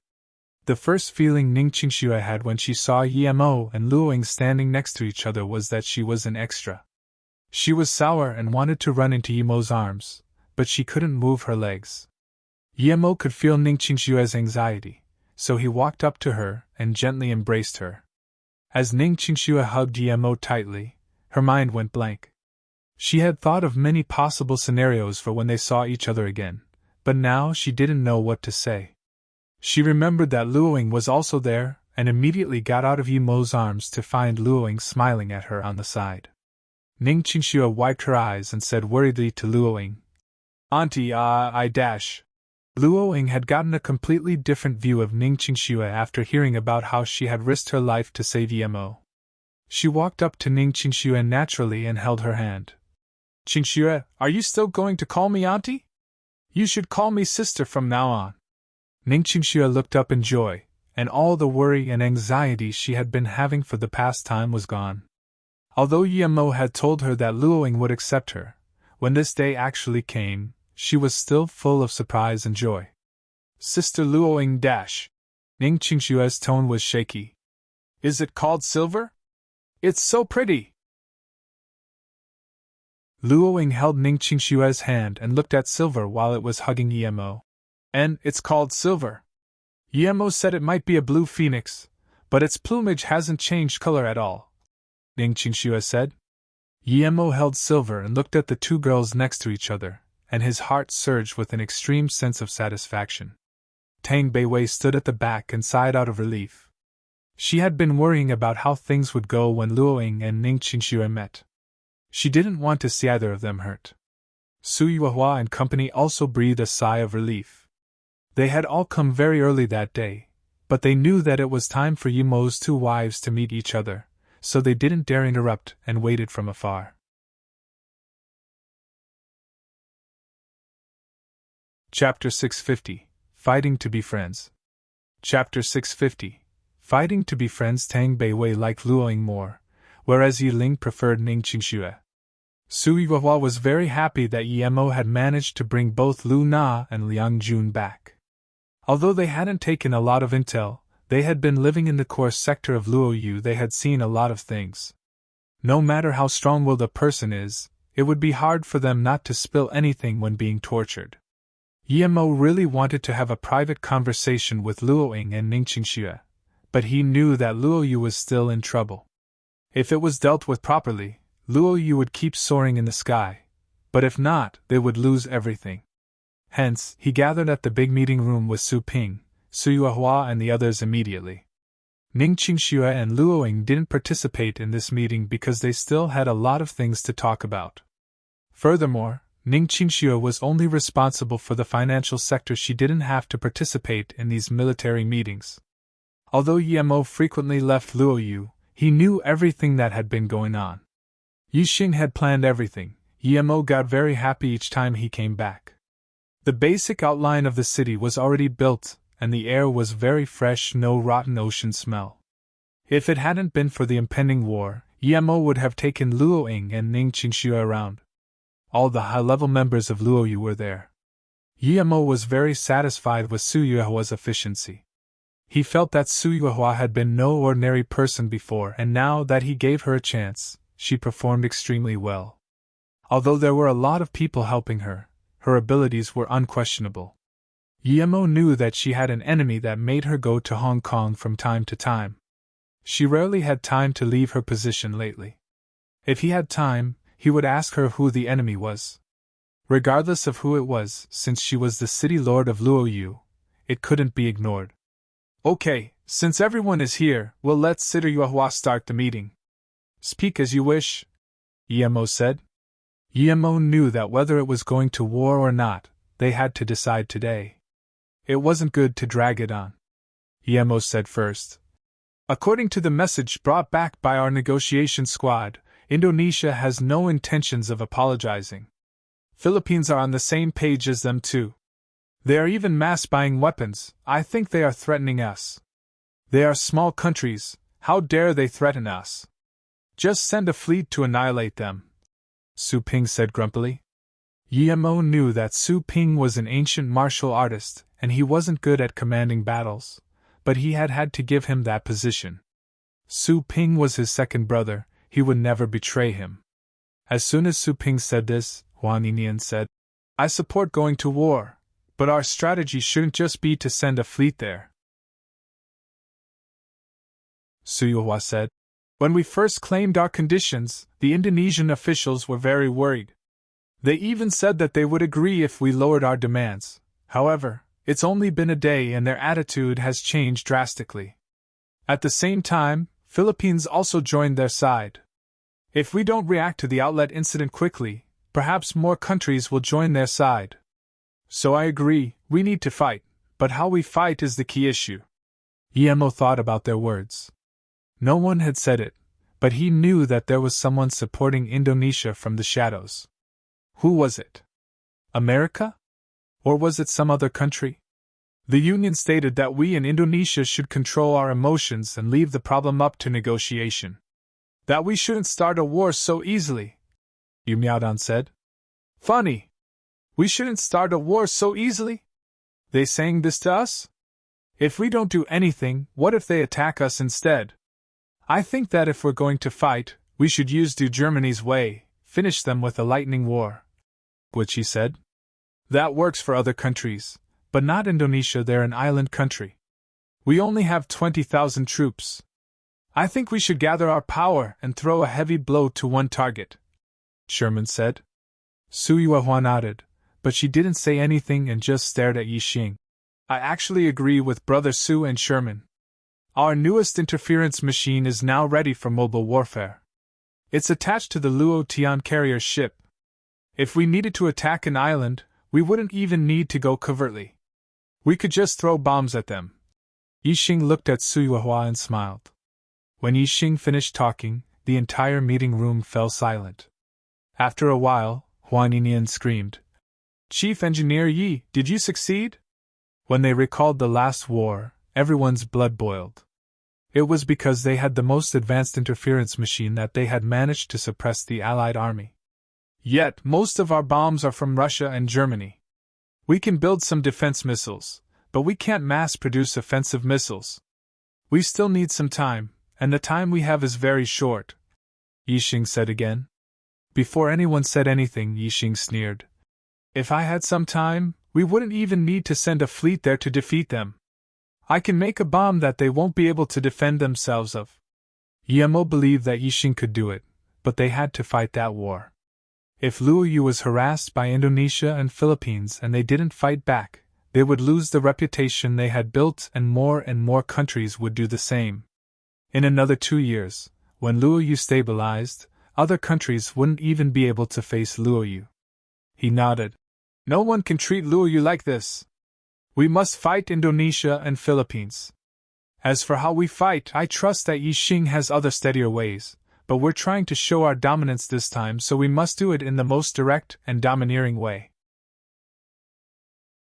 We'll let them know that they can't challenge Luo Yu so easily. Let those clowns who support them understand it too. As for how to fight, I agree with Sherman's method. There's only the Indian Ocean between us. We'll take one of their islands first. Then, Yemo looked at everyone. Which island should we attack first? Huang Yinian smiled. If it's taking over a place, it'll be quite easy. Bali Island is perfect. It's not small, and it's Indonesia's main tourist attraction. It brings Indonesia large amounts of income each year. If we take that place, the Indonesian officials will have to comply. Everyone agreed to this.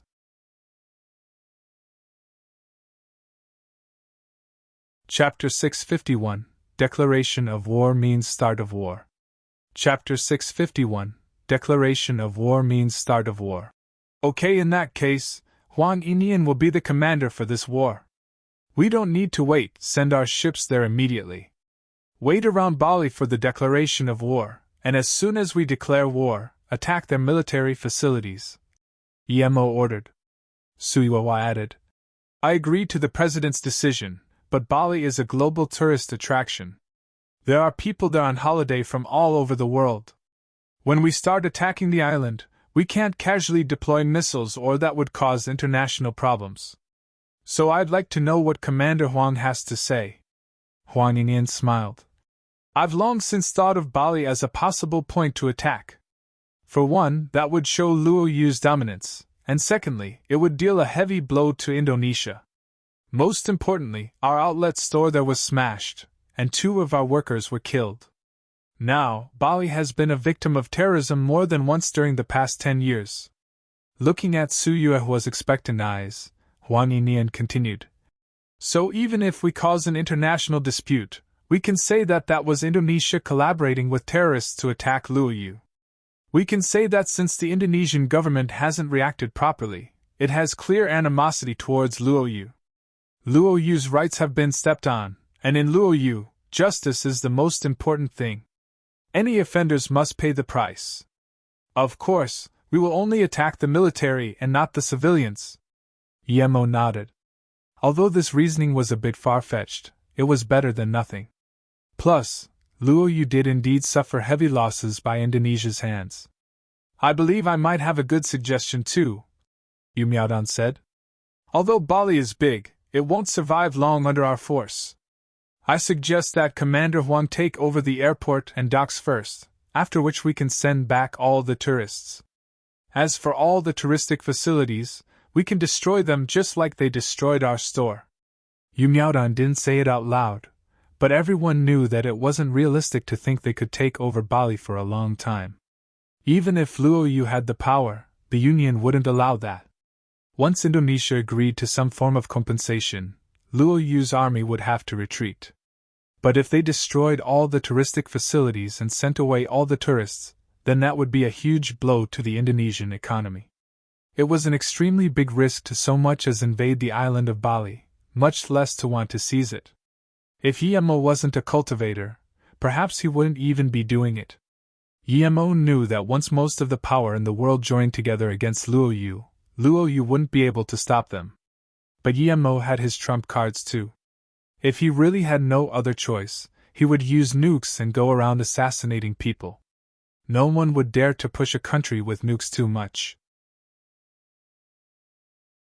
Although this world had all sorts of rules, people with power still made the final calls. For example, if the US wanted to invade a small country suddenly, they could find 100 reasons to justify themselves. Power was the ultimate deciding factor. Meanwhile, Yiling was with Tang Beiwei. Hearing the truth about everything, Yiling was dazed for some time before looking at Tang Beiwei in disbelief. "Beiwei, you mean that you're brother's real sister, and I'm not?" Tang Beiwei nodded and said after a while, "In fact, I'm not sure if I'm his real sister either, but he doesn't want to do any blood testing. He said that we're already true sisters to him, and we will be regardless of any tests. I don't want to lose him as my brother, so I didn't insist on the check either." "Then that means that I might be his real sister after all?" Yiling was pretty worried. But I understand, brother. He doesn't want to lose us two sisters, so when he asks you later, don't disappoint him. He really loves us," Tang Beiwei said as she looked at Yiling. Yiling breathed a sigh of relief.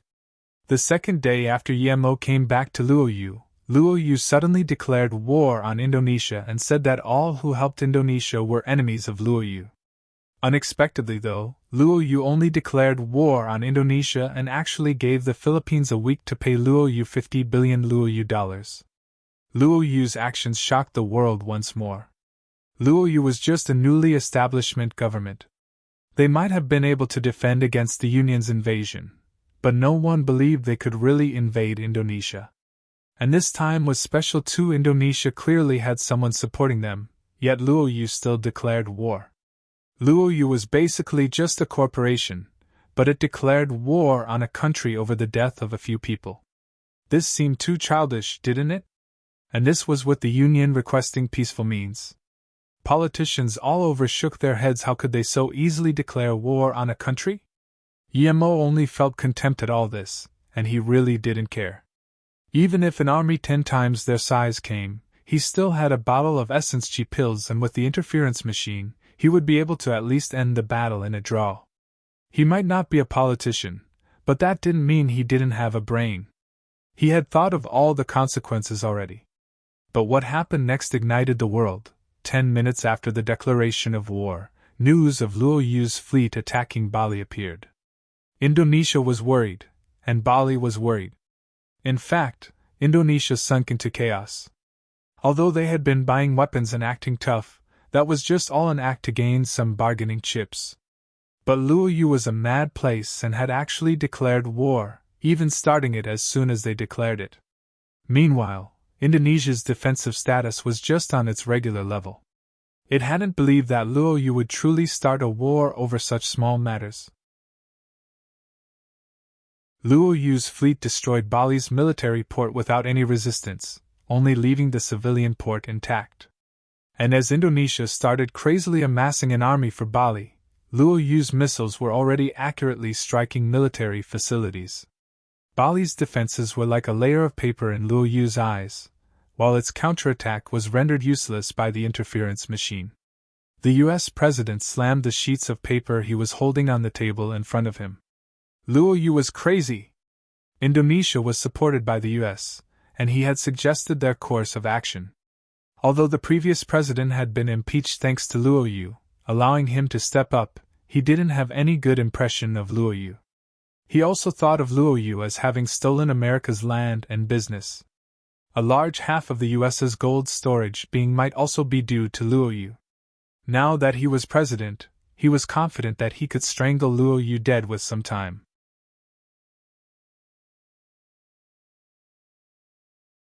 Chapter 652, Luo Yu offending everyone.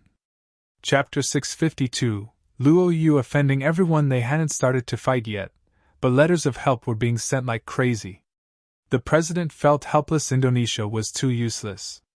Even if Luo Yu declared war, as long as they could stall Luo Yu for 2 days, they would lose. Luo Yu didn't have the power and storage to hold a long-term war. If they were stalled, the World Union Army wouldn't take long to arrive to the Indian Ocean. But looking at the letters, the president knew his idea wasn't plausible, and Luo Yu seemed to know this. Hence, they had declared war now and began to fight. Huang Yinian led Luo Yu's fleet into the Indian Ocean like no one was there. The US wanted to fight back immediately, but they couldn't. Also, even if they did, they had to wait for the approval of the Union. Although Luo Yu's declaration of war wasn't in accordance with the Code of Peace, they had their reasons despite them being very ridiculous. How could the US justify sending an army? They would need a few days to find an excuse, and in a few days' time, Bali would have been devoured by Luo Yu already. The moment Luo Yu started the war, the US president also urged the Union to hurry up. He knew that for all sorts of reasons the US also had to join the war. Because if Luo Yu really took over Bali Island, then most of the countries in Southeast Asia would be under the range of Luo Yu's fleet's cannons. If that was the case, with Luo Yu's dim-witted brains, they might really attack other countries and even cause World War III. The outcomes might not be that serious, but who knew if Luo Yu would end up trying to control the Indian Ocean? If the Southeast Asian alliance intervened, then perhaps Luo Yu would take the Strait of Malacca. It was a route connecting the Indian Ocean to the Pacific. Many of the U.S. interests were there. The U.S. had to control that area. If it went into the hands of Southeast Asian countries, the U.S. could still control it and plan for the future. However, if it fell into Luo Yu's hands, it would be impossible for them to get it back. If Luo Yu controlled that area, it would only increase Luo Yu's development. How could the U.S. let that happen? Its tactical use was also very important to the U.S. If the U.S. controlled the Strait of Malacca, then, first, they could force the Russian Navy to give up going back to their base in the North Vietnam Bay. Second, the Strait of Malacca was near China. It was China's southern gate and an important cruise line for energy. Guarding this region of the sea would allow them to stop China's growth whenever they wanted. Third, if the U.S. Army was stationed there, they could stop the Luo Yu army from expanding to India or the Pacific. What the U.S. president feared the most was that Luo Yu would give over the control of the strait to China once they had it. If China got the strait, then the president didn't dare to keep thinking. But Luo Yu wasn't Iraq. They were countless times stronger than Iraq. While the Union was holding an urgent meeting, Luo Yu's fleet took over Bali Island easily. The Indonesian fleet that tried to stop Luo Yu didn't even manage to get near them. There were planes flying around everywhere, but Indonesia couldn't stop the planes from dropping bombs. Almost every 2 bombs, a ship sank. Looking at the old ships sinking, Huang Yinian felt very satisfied. He didn't need those broken ships. YMO had already taken all of Indonesia's high-quality ships in their previous fight. It was an uneven battle. Luo Yu had it better in terms of quality and quantity. Indonesia barely had air force power. After fighting the battle, Huang Yinian realized how overpowered Yixing was. If Yixing would have really been working for Northern Sand nonstop, he was sure that World War III would be about to start. The US was worried that Luo Yu would start World War III, but Huang Yinian knew that Luo Yu wouldn't do that. It was Northern Sand who would.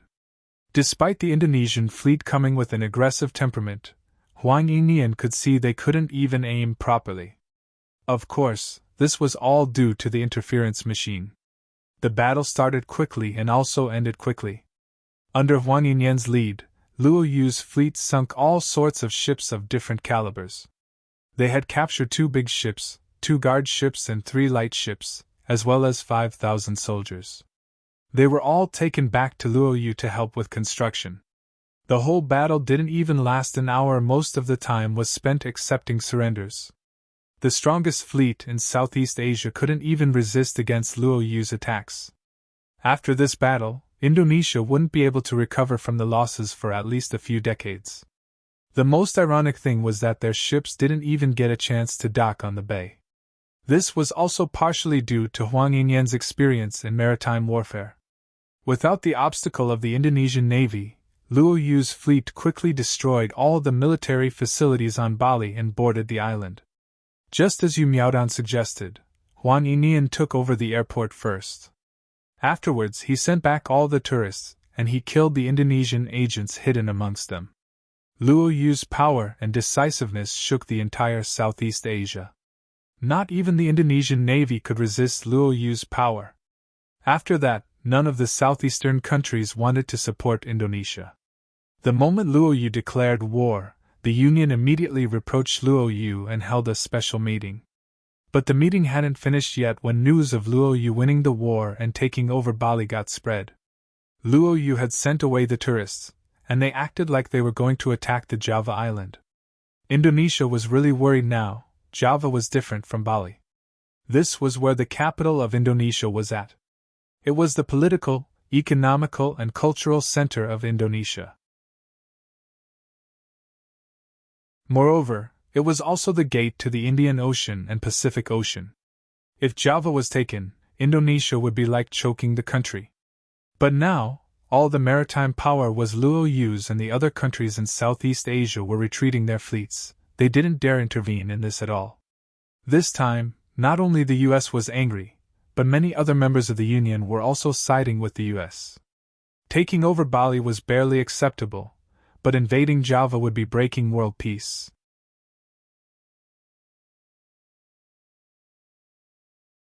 Chapter 653, You Can't Do This. Chapter 653, You Can't Do This. Does Luoyu want to use Southeast Asia as their bathtub, or do they want to trample on world peace and start World War III? They are completely squashing world peace, human rights, and the development of the world.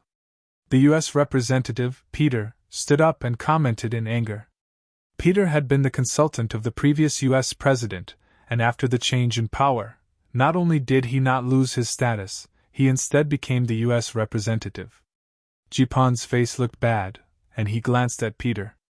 Peter was acting as though he wasn't doing his job as head secretary. Jipan knew that Peter wanted to use the Union to have the whole world attack Luoyu. Although he detested Luoyu's arrogance, the city lord of Luoyu was a madman. Just when everyone thought he wouldn't start war, he did. And by the time the Union held a meeting, he had already destroyed 90% of Indonesia's naval power. They were so fast that Jipan wondered if Luoyu would have already taken over Java by the time the meeting ended. Despite knowing that that might be possible, Jipan still couldn't request the Union to have the whole world declare war on Luoyu. He wasn't insane like Luoyu. Luoyu had nukes now, so if they really took desperate measures against Luoyu, then if Luoyu started throwing around nukes everywhere, it wouldn't be World War III, it would be Armageddon. So he needed to deal with this appropriately and make Luoyu realize that they couldn't just casually use their nuclear power to threaten people. Peter's words started up a debate. Although most people supported attacking Luoyu, rarely anyone dared say it. They understood Luoyu's power. Luoyu had a very accurate intercontinental missile guidance system as well as a very powerful interference machine. And that wasn't the most important thing. The most important thing was that they could use those two technologies to launch their nukes too. If Luoyu knew that someone had agreed to attacking Luoyu and the first nuke Luoyu sent out was against them, they would be done for. Most countries would at most vote yes, but none would stand up and agree out loud.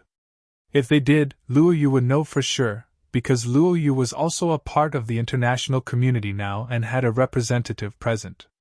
But even though the US had said that much, Luoyu's representative only smiled and didn't say anything. Just looking at this, everyone knew that Luoyu didn't even have a foreign affairs minister. Luoyu's representative had been decided upon after the first battle, and it was only under the strong request of the Union that Luo Yu joined the Union and sent Mo Hai as its representative. Mo Hai had been in the business scene for many years and knew Mo since way back. Even when he didn't talk, that didn't mean he was dumb. He knew that Luo Yu was being a bully right now, so he had to keep a low profile and act dumb. He had to make everyone know that Luo Yu really didn't have anyone proper for his job. Mr. Mo, Luo Yu is ignoring world peace and forcibly invading other countries. I really want to know why Luo Yu, who has always proclaimed itself an advocate of peace, would do such a thing? I don't understand, so could Mr. Mo, being the representative for Luo Yu, provide us with an explanation for this? Jipan just had to ask. Mo Hai nodded and got up. Luo Yu has always been peace-loving, I've said that many times here. As for the reason for the war, I'm sure everyone knows. But in order to give everyone here a satisfying answer, may I leave for a while to contact my city lord and then answer your question, Mr. Jipan? Of course, Mr. Mo, do as you please, Jipan agreed. Mo Hai went to the resting area, ordered a coffee and lit up a cigarette. Other than that, he didn't do anything, making the person watching him very annoyed. Meanwhile, the war was still going on. There was just a mountain and a strait between Bali and Java. After Luo Yu took over Bali, their naval power gathered at that strait. By then, another carrier had led another fleet there from the Indian Ocean. They were clearly surrounding the island of Java. At that moment, the meeting was still going on, and still no decision had been made. Indonesia was totally worried. By the time a solution appeared, who knew what state Java would be in? The US would be too slow to rely on, and they couldn't rely on the Southeast Asian alliance either. The only way to stop Luo Yu was to negotiate with them again. Indonesia, who had been very cocky on the negotiation table before, successfully begged Luo Yu for a second negotiation. It was held on a Luo Yu ship. Participating in the meeting were Yu Miaodong, Luo Fei, and a few assistants on Luo Yu's side, and Dino and a few negotiation masters on the Indonesian side. Looking at them, Yu Miaodong sneered and didn't even sit down. She just said, I have orders that this must end in 10 minutes. 10 minutes later, we will launch a full-scale attack. I'll say it once again, Luo Yu loves peace, but those who provoke us should be prepared to face the consequences. Dino looked dazedly at Yu Miaodong and thought, 10 minutes, what could we negotiate during that time? Dino thought that they could stall Luo Yu with negotiations and wait for the arrival of the Union's army, but his plan was shattered by the 10-minute time limit. 1 minute has already gone by, Yu Miaodong said casually. Dino knew that Luo Yu must have seen through their plans and wouldn't give them any chances. If Luo Yu was really set on attacking Java, however, they wouldn't have come over to negotiate. As though seeing what Dino was thinking, Yu Miaodong smiled. We love peace, remember? See, you requested for a negotiation, and we came. Dino said in anger. Since your side loves peace so much, then you should sit down and negotiate with us, and not threaten us with a 10-minute time limit. I've never heard of a negotiation that can be completed in 10 minutes. Yu Miaodong glanced at Dino and sighed. Aish, I really meant well for you with the 10-minute time limit. Okay, in that case, we can decide to negotiate with you for 1 day. Yes, 1 day should be enough. Dino looked at Yu Miaodong in surprise and joy. He didn't think they would accept so easily. He was too surprised. With a few hours extra, the Union should be able to react. They wouldn't even need a day. Dino smiled. We thank Luo Yu for its genuine attitude. Excuse my ill-mannered words before. Please have a seat. Yu Miaodong smiled and sat down. Dino coughed and drank a cup of tea before saying slowly, Ms. Yu, to be honest, I hope for your side's retreat. As for the Luo Yu outlet incident, we express our deepest regrets, and of course Dino suddenly stopped when a few loud explosions were audible. He got up subconsciously, and a bad feeling rose up from the bottom of his heart. He looked at Yu Miaodong and asked desperately, Ms. Yu, what was that sound? Then, there were a few more explosions. Yu Miaodong sipped some tea slowly. That's our navy attacking Java. Dino looked at Yu Miaodan with a pale face. An explosion sounded again, and he roared. We're in the middle of negotiating. How can you attack Java? Yu Miaodan said coldly. What does us negotiating have got to do with attacking Java? You wanted a negotiation, and so we gave you one. Do you also want to control our army and tell us when to stop now? Dino finally understood why that 10-minute time limit was her meaning well for them. He was shaking in anger and pointed at Yu Miaodan. You can't do this!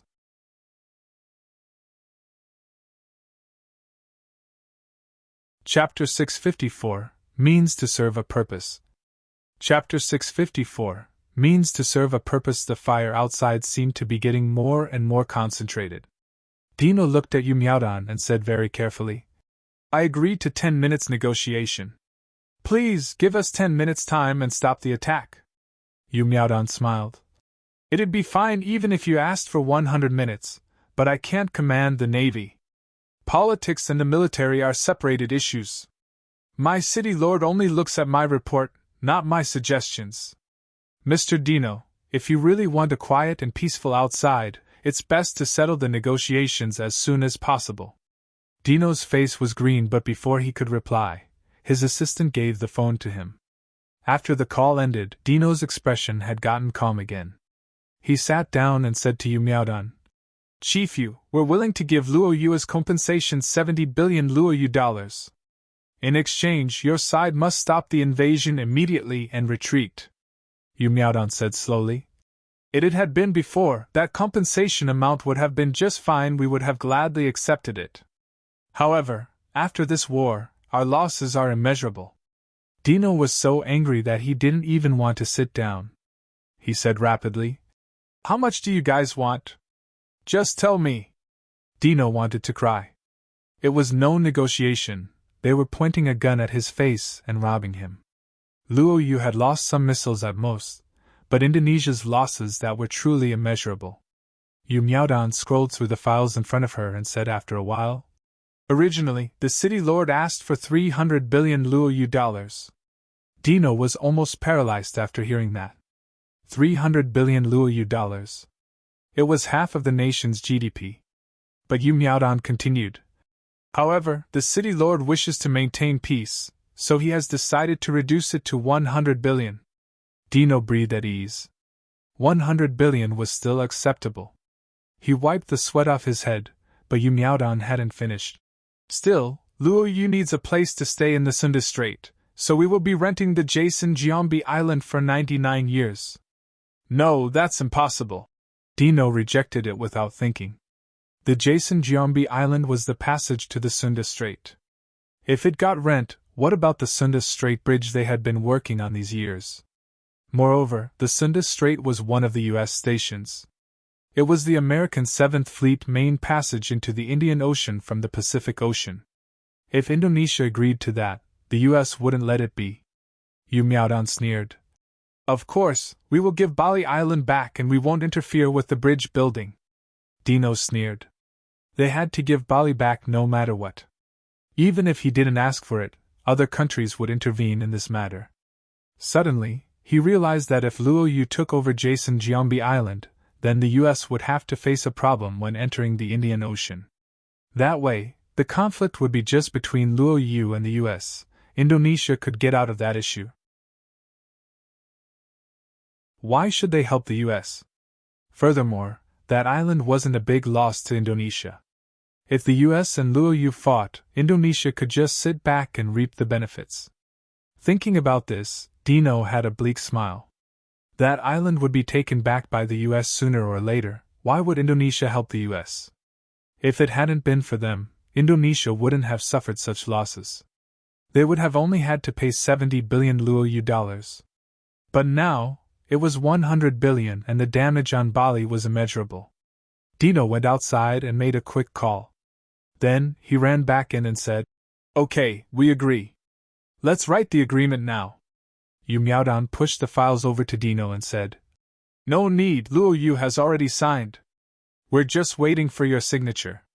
Dino looked at the ready-printed files and suddenly felt like he had walked into a trap. That feeling wasn't good. When Mo Hai walked into the meeting room, it was near its end. It seemed that the Union had made a decision while he was away. When Mo Hai came in, Jipan acted as though he didn't see him. It was obvious that he didn't care about Mo Hai's opinion anymore. But for the first time, Mo Hai requested to talk. Many people thought that he would be speaking meaningless garbage, but Mo Hai said, Luo Yu puts international peace as top priority. Considering that peace is hard to obtain and considering the will of the Union, Luo Yu has now reached an agreement with Indonesia. We will retreat from Bali and not attack Java. Perhaps no one believes us, but the moment I entered this room the army had already started retreating. What? The news shocked everyone. They had just reached a consensus to attack Luo Yu in order to keep world peace, but Luo Yu was retreating now. Many country delegates felt at ease. Luo Yu retreating meant that they hadn't really invaded Indonesia and that they were just putting up a show for the Indonesians. After all, they had killed Luo Yu people and then didn't want to pay compensation. I suggest to immediately suspend our previous decision about Luo Yu. Luo Yu is retreating, we can't attack them anymore. After all, Indonesia started the problem. If we still attack Luo Yu now, it would be going against keeping world peace. Russia was the first to talk. Peter immediately wanted to get up and rebuke this idea, but he knew that it would be inappropriate at a time like this. No one would agree. Jipan could rest assured. He was the person who didn't want the war the most. At that moment, the U.S. president had received the contents of Luo Yu and Indonesia's agreement. He didn't care about how much Indonesia was compensating Luo Yu, but what infuriated him was that Indonesia had actually rented Sunda Strait to Luo Yu. With this, Luo Yu could control the U.S. every move. He couldn't allow this to happen, but the island belonged to Indonesia. If they wanted to rent it, the U.S. couldn't intervene. He would bet that the reason Luo Yu had asked for the island was to be able to fight the U.S. The Indonesian government was garbage. The president wanted to roar, he had no other means to stop it. He even suspected that Luo Yu had already thought of the outcome before they started the invasion. The U.S. had finally found an opportunity to attack Luo Yu, but it ended before it even begun. If Luo Yu really had calculated all this, they were a political enemy that couldn't be underestimated. They were masters in schemes and shenanigans. Thinking about this, the U.S. still had another breakthrough point, the Philippines. However, not long after that, his assistant gave him news that Luo Yu and the Philippines had also reached a consensus. The Philippines had asked for peace and resolution after Luo Yu took over Bali. Seeing that the Philippines had come to them first, Luo Yu reduced the compensation amount to 30 billion Luo Yu dollars. F***CK. The president swore and smashed the files on the ground. He felt like he was failure as a president. Right this moment, the president believed that the person who had orchestrated the plan must have the experience of a bunch of lifetimes. Otherwise, how did he manage to calculate the timing and everything else so precisely? Announce right away that we're holding a meeting at the White House. The president was worried. He felt like he was a step behind Luo Yu every single time. Yu Miaodan admired Yu Mo's means too much. She finally understood what war was now. It wasn't the final goal, but the means to serve a purpose. They had just provided a simple war plan, yet Mo had calculated everything to the minute. At the same time, Mo was surprised at the Ming family's fortune-telling arts power. When he combined it with the battle plan he had made, many things fit into place, allowing him to make the perfect plan. The only problem was Bali Island, but now that they retreated, they no longer had to worry. Just when Mo was about to leave and go to the welcoming ceremony for the soldiers, Suyuahua knocked on the door desperately.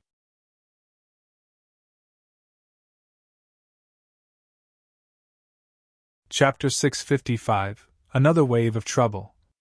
Chapter 655, Another Wave of Trouble. Mo immediately knew that something was bad when he saw Suyuahua's face.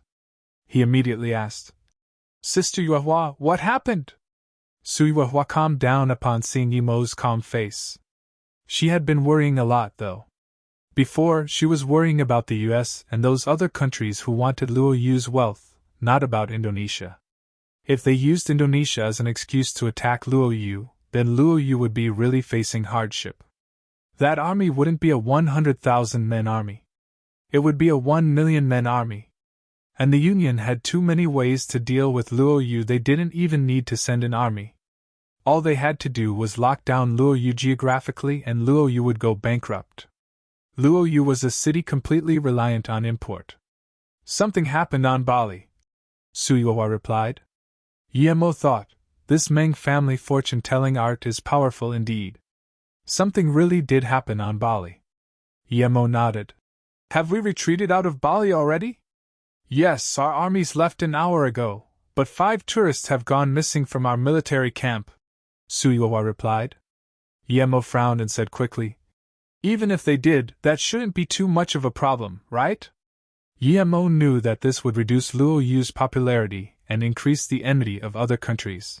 But Yemo had already warned Huang Yinian about it, so the first thing they did when they took over Bali was to protect the tourists properly and send them to the airport. This was to prevent Indonesians from causing chaos and killing people while blaming it on Luo Yu. Suyuhua said worriedly. People have released clips of these 5 tourists going into Luo Yu's military camp. Among them are 3 women, 2 of which are very important people. Yemo felt like that wasn't normal. It was normal for people to go missing in war, but for them to happen to have been filmed going into Luo Yu's military camp before disappearing? That wasn't normal. Suyuhua said. 2 of the 5 are American, 2 are British, and 1 is Indian. The most troublesome are the 2 British women. They're a mother and daughter pair, more precisely the wife and daughter of the late Marquis Rod. After Marquis Rod died, his wife and daughter worked very hard as philanthropists and are deeply loved by the British people. They were touring in Bali when the war started and went missing in Luo Yu's military site. Yemo realized that they must have been set up. How could there be such a coincidence? Has the news gotten online? Yemo asked. Suyuhua nodded. Currently, the British citizens are very angry and ask Luo Yu for an explanation. Although the US and India haven't made any announcements, I'm sure they will soon.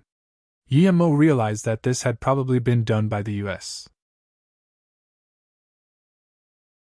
If Luo Yu could start war with Indonesia for a few employees, then the British would have all the more of a reason to start a war when members of their nobility went missing. And if England wanted to attack Luo Yu, the US would help them for sure. If India joined them too, then Luo Yu would be facing enemies from 3 sides. How is Commander Huang dealing with that now? Yemo asked.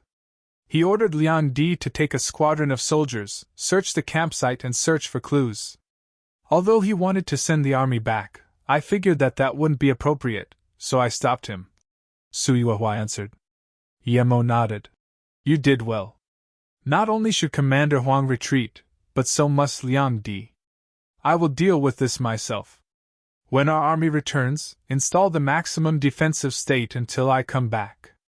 If Huang Yinian brought the army back to Bali, that would be falling for their scheme. Luo Yu would lose its credibility, and Huang Yinian wouldn't be able to find any clues anyway. Yemo was sure that making Huang Yinian return to Bali was one of their goals, but if that didn't happen, then their second goal was probably to have England, US and India start a war with Luo Yu with a good reason. Yemo knew that only he could deal with this problem. As long as those 5 weren't dead, he would find them. And Yemo believed that they wouldn't kill the 5 so easily. Yes, Suyuhua replied. Hold on dash. Yemo stopped her again and said, these 5 tourists can have disappeared magically. So check the soldiers that were stationed there at the time of the 5's disappearance as well as the soldiers higher-ups. Suyuhua was shook. It's not like she hadn't thought about checking them, but she subconsciously didn't want to. But since this had happened, it meant that there had to be traitors somewhere. She wondered if Huang Yinian had realized that. No matter who it is, if you find him, lock him up immediately and wait until I come back. Remember to send me the results immediately. Yemo said. As soon as Suyuhua left, Luo Ying and Ning Qingxue appeared together. Hearing that Yemo was going out, Ning Qingxue helped Yemo tidy his clothes and said, if I had known this earlier, I wouldn't have asked you to build a city. I didn't think it would give you this much trouble. Yemo held Luo Ying's and Ning Qingshue's hands and said, "It's not that hard, and I'm doing this for our future. I want everyone in Luoyu to be able to live peacefully and happily. I want to be able to enjoy walking in the city and cultivate here in peace." Luo Ying grabbed Yemo's hand in satisfaction and didn't talk. Yemo kissed the two and said, "Wait for me. When I come back, we will have our wedding." The White House was holding an urgent meeting when they suddenly received news that 5 tourists had disappeared from Luo Yu's military camp. And Luo Yu had only retreated after they disappeared. Luo Yu's army obviously couldn't distance itself from this. The US president felt like laughing. With his wits, of course, he knew that this had happened due to someone scheming against Luo Yu. He knew that after this happened, the US would be the first Luo Yu would suspect, but he didn't care anymore. The US would have loved to have done it, but someone else just did it for them. No matter why someone had done it, he liked it a lot. Because he had an excuse to do something now. "Pause the meeting, I need to call the British Prime Minister," the US President said.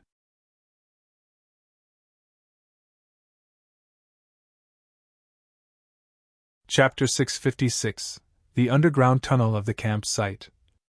Chapter 656: The underground tunnel of the campsite. Although Bali had been a battlefield, its tourist attractions hadn't gotten damaged significantly, as Luo Yu's army has arrived and left in no time. When Luo Yu's army attacked Bali, they mainly took over the military facilities, the main tourist attractions and transport routes. So the place Luo Yu's army had stayed at was close to the Bai Strait, which was also very close to the airport. Luo Yu's army had planned it strategically, so that they could fly or leave from there. When Yemo came to this place, he sighed. Everything there had been wiped away.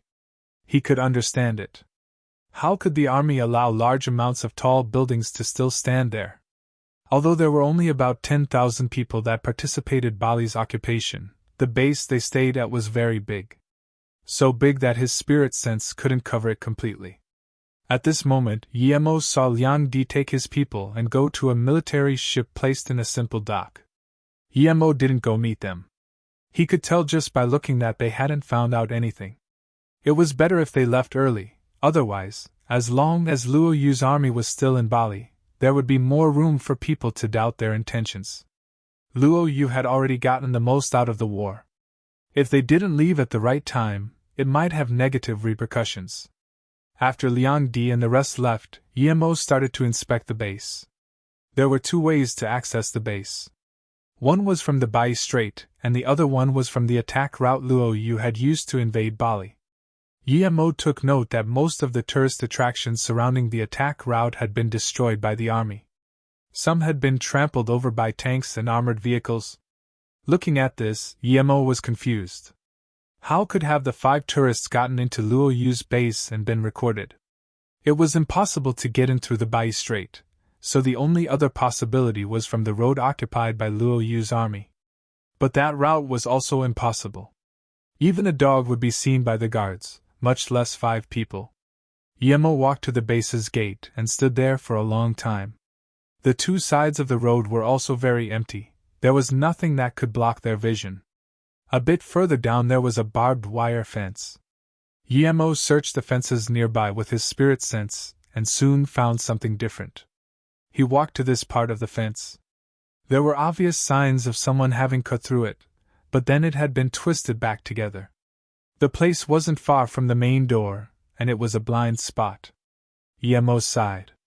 Although Luo Yu was one of the most developed countries in the world in some fields, and thanks to this Luo Yu's military power had increased a lot too, there were still differences between them and world-class military powers. If it had been the US or some other country's elite force, they wouldn't have let someone cut open the wire under their eyes, even if there was a traitor. Yemo wanted to reopen the wire and investigate from there, but he could hear cars coming. It was probably the Indonesian army. As soon as they came, they cut the wires into pieces and threw them on a big truck. His guess was right. If he had come a little later, he wouldn't have been able to see that. They obviously had come to destroy the evidence. It was good as long as he could find someone to ask about it. Yemo decided not to follow the guy immediately. He marked him with a spirit sense mark instead.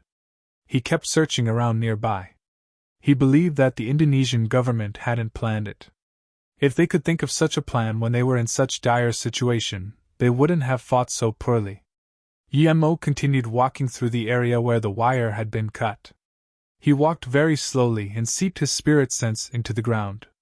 There was nowhere to hide on the surface, so the only possible place to hide was underground. Soon Yemo stopped. He hadn't found anything after walking for a few hundred meters. The person he marked had also stopped moving, which meant that he arrived at his destination. Yemo decided to go check who was behind this man, who had ordered him to remove all the wires. Yemo soon got to where he had stopped, but when he saw the guy, he realized why he was no longer moving. The man was now dead. Yemo immediately saw that he had been bitten by a snake, a very poisonous one. Such an sudden and unexpected death. Yemo sighed. Since the man was dead, the mastermind could be sure that other people wouldn't be able to link the death to him. If he hadn't come there, it would have just been labeled as an accident. Even though the lead was gone, Yemo was still going to find someone to ask. Just when he was about to do so, his phone started vibrating. It was Suiwawa. The people on duty that day had all gone missing except for 2 bodies. Give me the details of the original installations of the base and facilities. I want a map, as precise as possible, Yemo immediately said. Since the 5 tourists had disappeared in the base, then it meant that the problem was inside of it, and it must be underground. Suiwawa did as told quickly. Not long after Yemo received the map of the original base. With the map, Yemo just realized that the place had been a commercial district near the airport. It had been covered, but Yemo's spirit sense could still pierce more than 10 meters into the ground. He was sure that even if there were underground rooms, he could find them within 10 meters or so. Yemo walked through the entire street, but he still didn't find anything.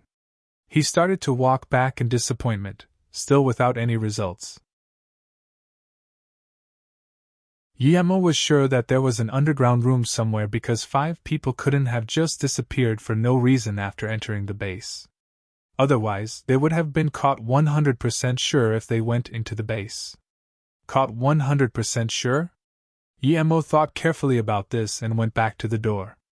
Juan Inian had only known about the 5 missing tourists after news got online. If they had managed to go deep into the base without Juan Inian knowing, then he was too useless. Yemo walked to the guard station. It had originally been a cafe. He reached his spirit sense down, and indeed, he found an underground room. He finally understood. They had been brought there, taken into the guard tower and disappeared. He felt this opponent was very strong and was a step ahead of Luoyu. If the missing guard wasn't a traitor, he must have been killed. Yemo dug and pulled an iron board until it opened. The putrid smell of the sea came in, but it dissipated quickly as though it came out of nowhere. Yemo reached his spirit sense down. It was a storage room. Other than some coffee beans, there was nothing else. But he knew that since the 5 tourists had disappeared there must be a hidden mechanisms. The floor was made of granite stone, and there was just earth under it. But Yemo could see with his spirit sense that the earth near the door was 1 meter thick. And under this meter-thick earth layer there was an underground tunnel. The tunnel was very well hidden and near the door. The earth around it was the same as there. The place was very hard to find. In order to find the switch to open the tunnel, Yemo spent almost half an hour. Eventually, he pressed the trigger. Rumble, a dark passage appeared before him with the smell of the ocean wind.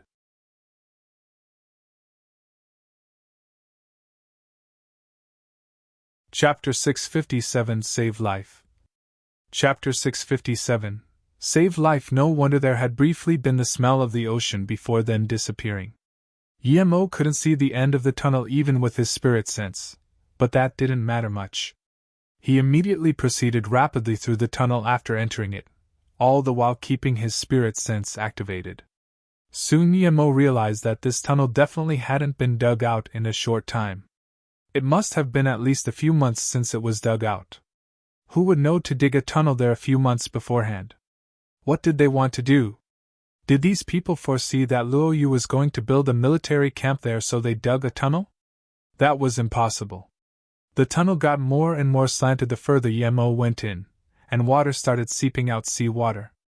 The tunnel was connected to the sea ahead. Yemo stopped at the place with a lot of water and found that the ground seemed odd. There was a very strange entrance there. Suddenly, 2 black men crawled up from it.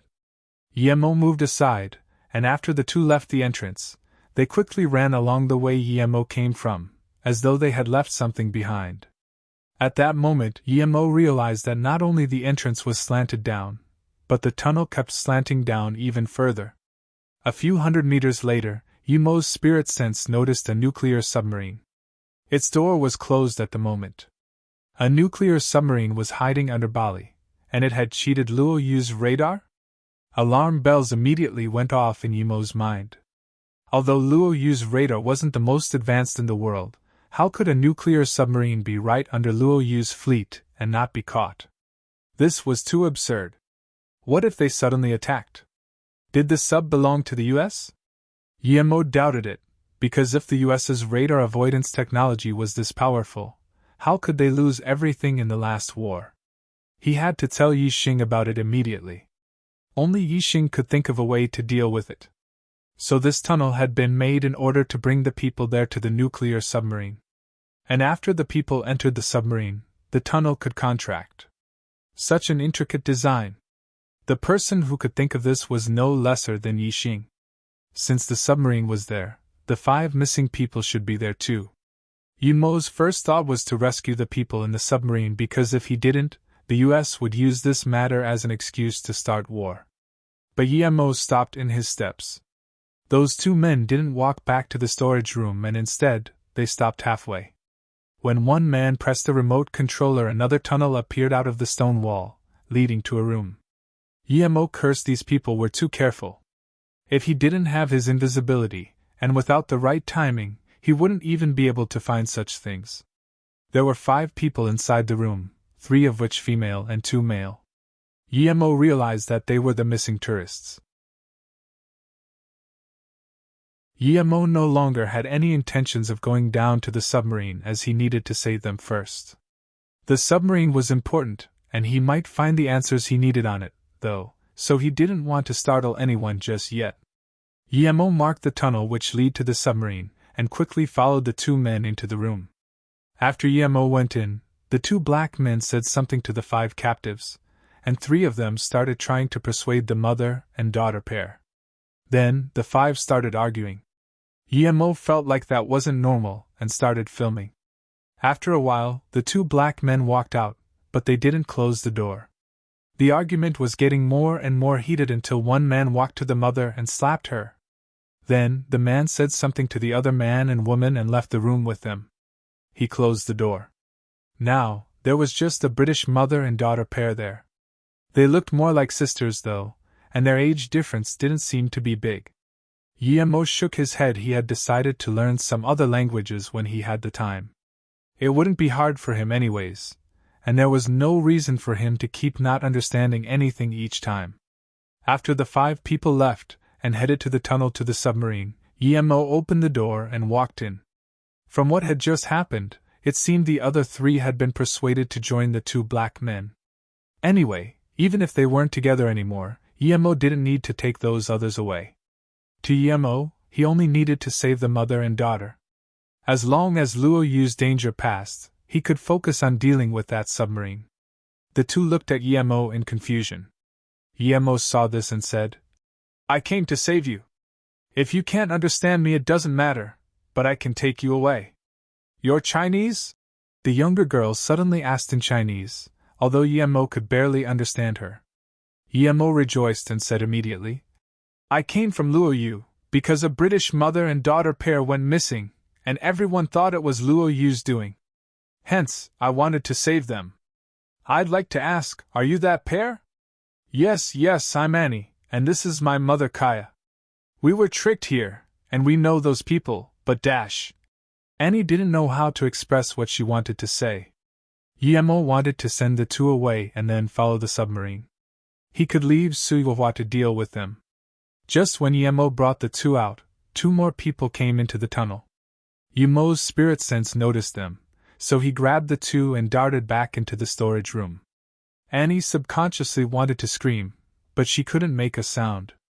Just when she was scared, Yemo said, "Don't worry, you two walked too slow, so I had to carry you." Annie understood now and said with embarrassment, "Sorry, what is your name?" Yemo didn't have the mood to chat with them. He needed to take the two away, and in order for the people to not suspect something, he needed to make it seem as if the two had escaped by themselves.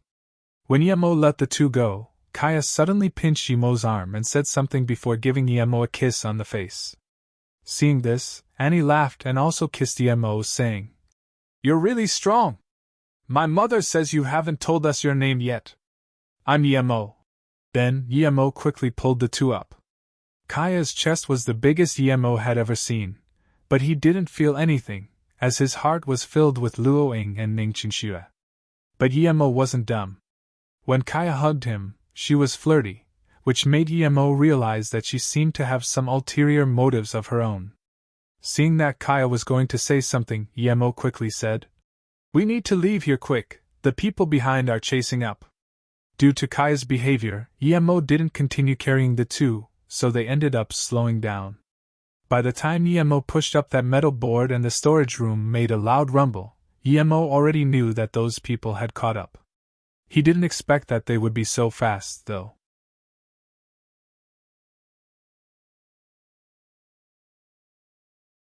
Chapter 658, Suspicious Woman. Chapter 658, Suspicious Woman. Just when Yemo pulled the two out of the tunnel, the sound of desperate footsteps appeared very close. When the three were less than 10 meters from the guard post, two more people came out of the tunnel. Just when the two women were worried that it was over, Yemo pulled them behind an old oil barrel. The barrel was so small that even a kid wouldn't be able to hide there without being caught, though.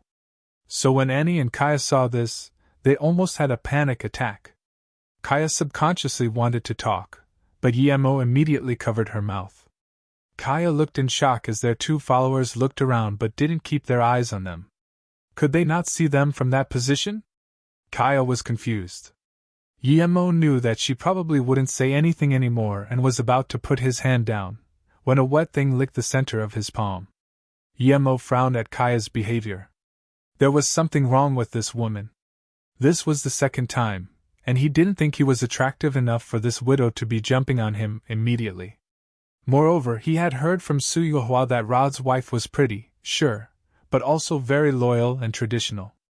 Ever since her husband died, she had been doing a lot of charity with her daughter. Her life was very moral. How could she be like this? Yemo wasn't planning on checking Kaya, but her actions did make Yemo doubt her. He started checking Kaya with his spirit sense. And soon, Yemo found some extremely small traces of energy. It was like the energy of the mutants. Using the level system Su Yuhua told her about, Yemo determined that she was a level 1 mutant at most, but Yemo couldn't tell what mutant powers she had. Yemo checked Annie, and Annie was just an ordinary girl. Yemo didn't keep checking her afterwards, as even if he gave her to Luoyu, a level 1 mutant wouldn't be able to do anything. Two white men came out of the tunnel, and when they actually didn't find any signs of Kaya and Annie, their faces changed drastically, and they ran out the door while calling someone. Seeing this, Yemo called Su Yuhua to tell her that he found the two and told her to arrange someone to pick them up. When Su Yuhua received Yemo's call, she was very shocked. How long had Yemo left Luoyu, yet he had already found them. What's more, they were at the military base. Even a plane couldn't get there that fast, right? This wasn't the first time she had seen Yemo's amazing means, though, and in her heart, Yemo could do anything. Su Yuhua soon told Yemo that Yu Miaodan was still near Bai Strait and had met up with Liang Jun's group. She told Yemo to wait about half an hour in the base, and then there would be a helicopter to pick them up. Yemo wanted it to be as fast as possible to prevent the nuclear submarine from leaving the range of his spirit sense. Meanwhile, Annie was very shocked. She didn't know why they weren't found even though they hid at such an obvious spot. "Mr. Yi, thank you for saving us, but I would really like to know how those two didn't see us when they looked over. Can this small barrel really block their vision? Annie asked. Emo smiled. Of course he wouldn't tell them that he had used invisibility. So instead, he replied, this was a blind spot to them, and since they were so worried, that caused their visual blind spot to be even broader. This was bullsh T, of course. Time flew by fast, and by the time the helicopter arrived, the two men had rushed back into the tunnel. Perhaps they realized that they wouldn't be able to find the two escapees anymore. Seeing this, Emo took Annie and Kai out. At the same time, the helicopter landed at the original base. Yu Miaodan and Luo Fei came down with two Luo Yu special ops. Seeing Emo bring the two, Yu Miaodan rejoiced. Although it had only been 2 hours, Luo Yu already got news that the English Prime Minister asked Luo Yu for an explanation and that he was on a plane to the US. The Indian Minister of Foreign Affairs was also heading to the US. If Luo Yu didn't deal with this well, there would be serious repercussions, and it might cause another war. Even without war, the compensation they would ask for would be quite hefty. Before Annie could say anything, Emo signaled the two soldiers to take them up. He needed to tell Yu Miaodan something. Seeing that Emo didn't come up with her, Kaya suddenly walked over and hugged Emo, saying softly, Dear Yi, can you come along with us? Without you I feel unsafe. Hearing Annie's translation, Emo smiled. You guys can go back first and tell the world what happened to you in the tunnel. I want to see what organization abducted you. I'm trying to get revenge for you. Getting revenge was a lie, but Emo suspected that they might be Northern Sand. At the very least, they weren't from the Black Sun Empire as they didn't have the badge. Okay, I will wait for you with Annie, Kaya said, while there was a clear hint of disappointment in her eyes. Accompanied by her royal look, it was quite seductive. Remember to explain everything, that will be a big help to me. Emo waved his hands at them. Luo Fei looked at Kaya in disdain and sneered. Little witch, she dares randomly seduce people with her looks. Emo laughed at Luo Fei and said to Yu Miaodan, Sister Yu, this Kaya is questionable. The info Sister Yuhua gave us might have simply been superficial, but this woman is strange. I suspect she's a mutant too, but I have no evidence. Send them away after they explain things. We're not afraid of them, but we don't have time to deal with them. Hearing this, Luo Fei's face got better, as though feeling happy that Emo wasn't seduced by Kaya. Yu Miaodan nodded. I know, I will make them announce that as quickly as possible. You're not going back with us? Emo took out a camera and gave it to Yu Miaodan. Here are the identity documents of the 5 people. Send that out together with the explanation these two make. I believe that after that, Luo Yu should be in the clear. And tell Yixing that there's a nuclear submarine under Bai Strait, yet our radars didn't detect it. What? Emo's words shook both Yu Miaodan and Luo Fei. She thought about what could have happened if, when she was negotiating with the Indonesian officer, that nuclear submarine were to suddenly attack their fleet. No matter what happened to them, if the Indonesian representative died on Luo Yu's fleet, then Luo Yu would be facing the Union Army a second time for sure. Emo knew what Yu Miaodan was thinking, so he smiled and said, It's not as bad as you think. I think they can only avoid our radar but wouldn't dare attack. Don't underestimate Yixing. You aren't going to investigate that submarine by any chance, are you? Yu Miaodan realized. How could Emo do that alone? However, Emo nodded. If I'm right, the technology they used to avoid our radar must be from Yixing as well. Just ask Yixing to think of a solution, and don't worry about me, I won't do anything stupid.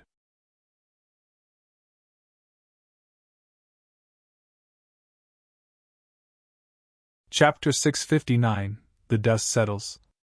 Chapter 659, The Dust Settles. Emo had just said this when he heard a loud rumble underground. He immediately knew what had happened. He hadn't expected these people to be this decisive. He was sure that the 2 men after them hadn't reached the nuclear submarine, but they had already blown up the tunnel. Emo didn't need to check, the 2 men were dead. Sister Yu, you and Luo Fei go back immediately. Let me stay here and deal with this. No matter what, we can't continue this war. Luo Yu needs time to develop, Emo said decisively. Yu Miaodan trusted him, so she only had to do as she was told, and do her part. Also, give a message to Luo Ying and Qixue for me.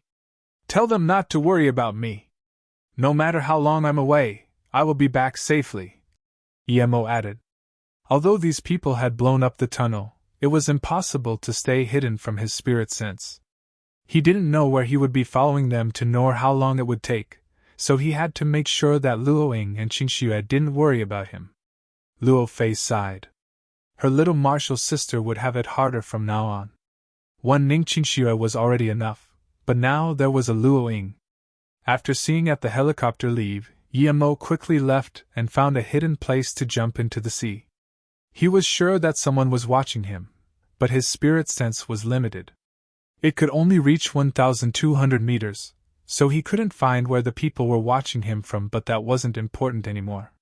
His priority was to follow the submarine. Emo was also very fast in the sea. He went from the Bai Strait to where he last saw the nuclear submarine very quickly, but there was nothing there. The submarine had already left. It was very fast. Emo rejoiced that he had left a spirit sense mark on the retractable tunnel. If he hadn't, he would have lost the submarine. It seemed that the tunnel was important for them, otherwise, they wouldn't have taken it away. Although the waves from the spirit sense mark were unclear that moment, Emo could still feel it.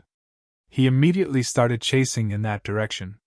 Before the events from the previous war could cool down, Luo Yu's declaration of war to Indonesia was a hot topic again.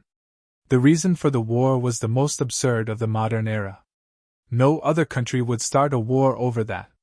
When Luo Yu declared war, many speculated that Indonesia would be no match for Luo Yu due to its strong records. The only real discussion topic was how long Luo Yu would need to beat the Indonesian Navy. Many thought it would take a week because Luo Yu needed some time to get to Indonesia.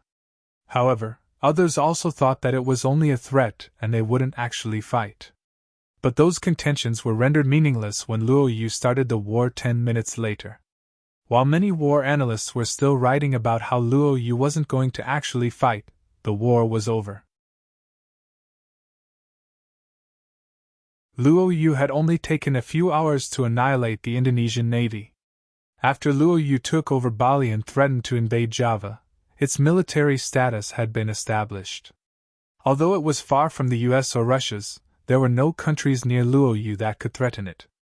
More and more people wanted to move to Luo Yu now.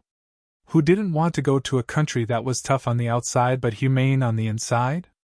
But just at this time, the internet exploded with the news of 5 tourists having disappeared where the Luo Yu's army had been camping.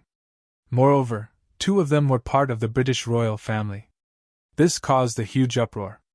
Although many people realized that it might be someone else framing Luo Yu, they still had to give an explanation. If Luo Yu couldn't, it would cause war. It would involve the US and India too. Then, many people started to give up on the thought of moving to Luo Yu. These 3 countries were the military powerhouses of the world. If they attacked Luo Yu together, the country would lose for sure no matter what. Although modern warfare was mainly electronic warfare, it also was based on economic warfare. Luo Yu depended on import, hence it wouldn't last long if a real war broke out. Many people started to worry for Luo Yu. They wondered how they would face this dilemma. But then everything changed. Rod's wife and daughter appeared on Luo Yu's official TV channel and revealed what happened. They had gone to Bali for the holidays, and it had only been 3 days when war started. After this, Luo Yu started to send all the tourists back. Just when they were planning to board a plane to Singapore, they met the Bafu couple from America and the Indian tourists Saigon. They told them that they were holding all the tourists hostage and taking them to Luo Yu. So, they followed Bafu and ran away. Bafu said that he had a way to avoid Luo Yu's army and enter Bali's inland. But instead they brought them to Luo Yu's base in order to cause a war between England and the US against Luo Yu. They requested them to join their organization but Mrs. Rod rejected it. Then, Luo Yu's people saved them and took them to their fleet. They are now very safe. After explaining, Mrs. Rod said, "Although I don't know why they are doing this, their intentions are very clear. They want Luo Yu to go to war. Even though I don't know what organization the Bafu couple came from, I know they're from the US. I would like to ask our British citizens to stay cool-headed and not be deceived by them. Of course, I know a lot of people doubt my words, but there's a recording too. I believe everyone will believe me after viewing it. Then, they played Yimo's recording. It was the Bafu couple, the two black men and the Indian man threatening them. After it was played, the truth was crystal clear. Once again, the world was shocked at Luo Yu's means. Xin Qianqian breathed at ease in front of the TV. She had prepared everything, yet she hadn't been able to go to Luo Yu due to the lockdown. But now everything was solved and she couldn't wait to go to Luo Yu. You're tuning into the Phoenix Nights YouTube channel. Don't forget to subscribe and join us on this journey to catch the most captivating stories.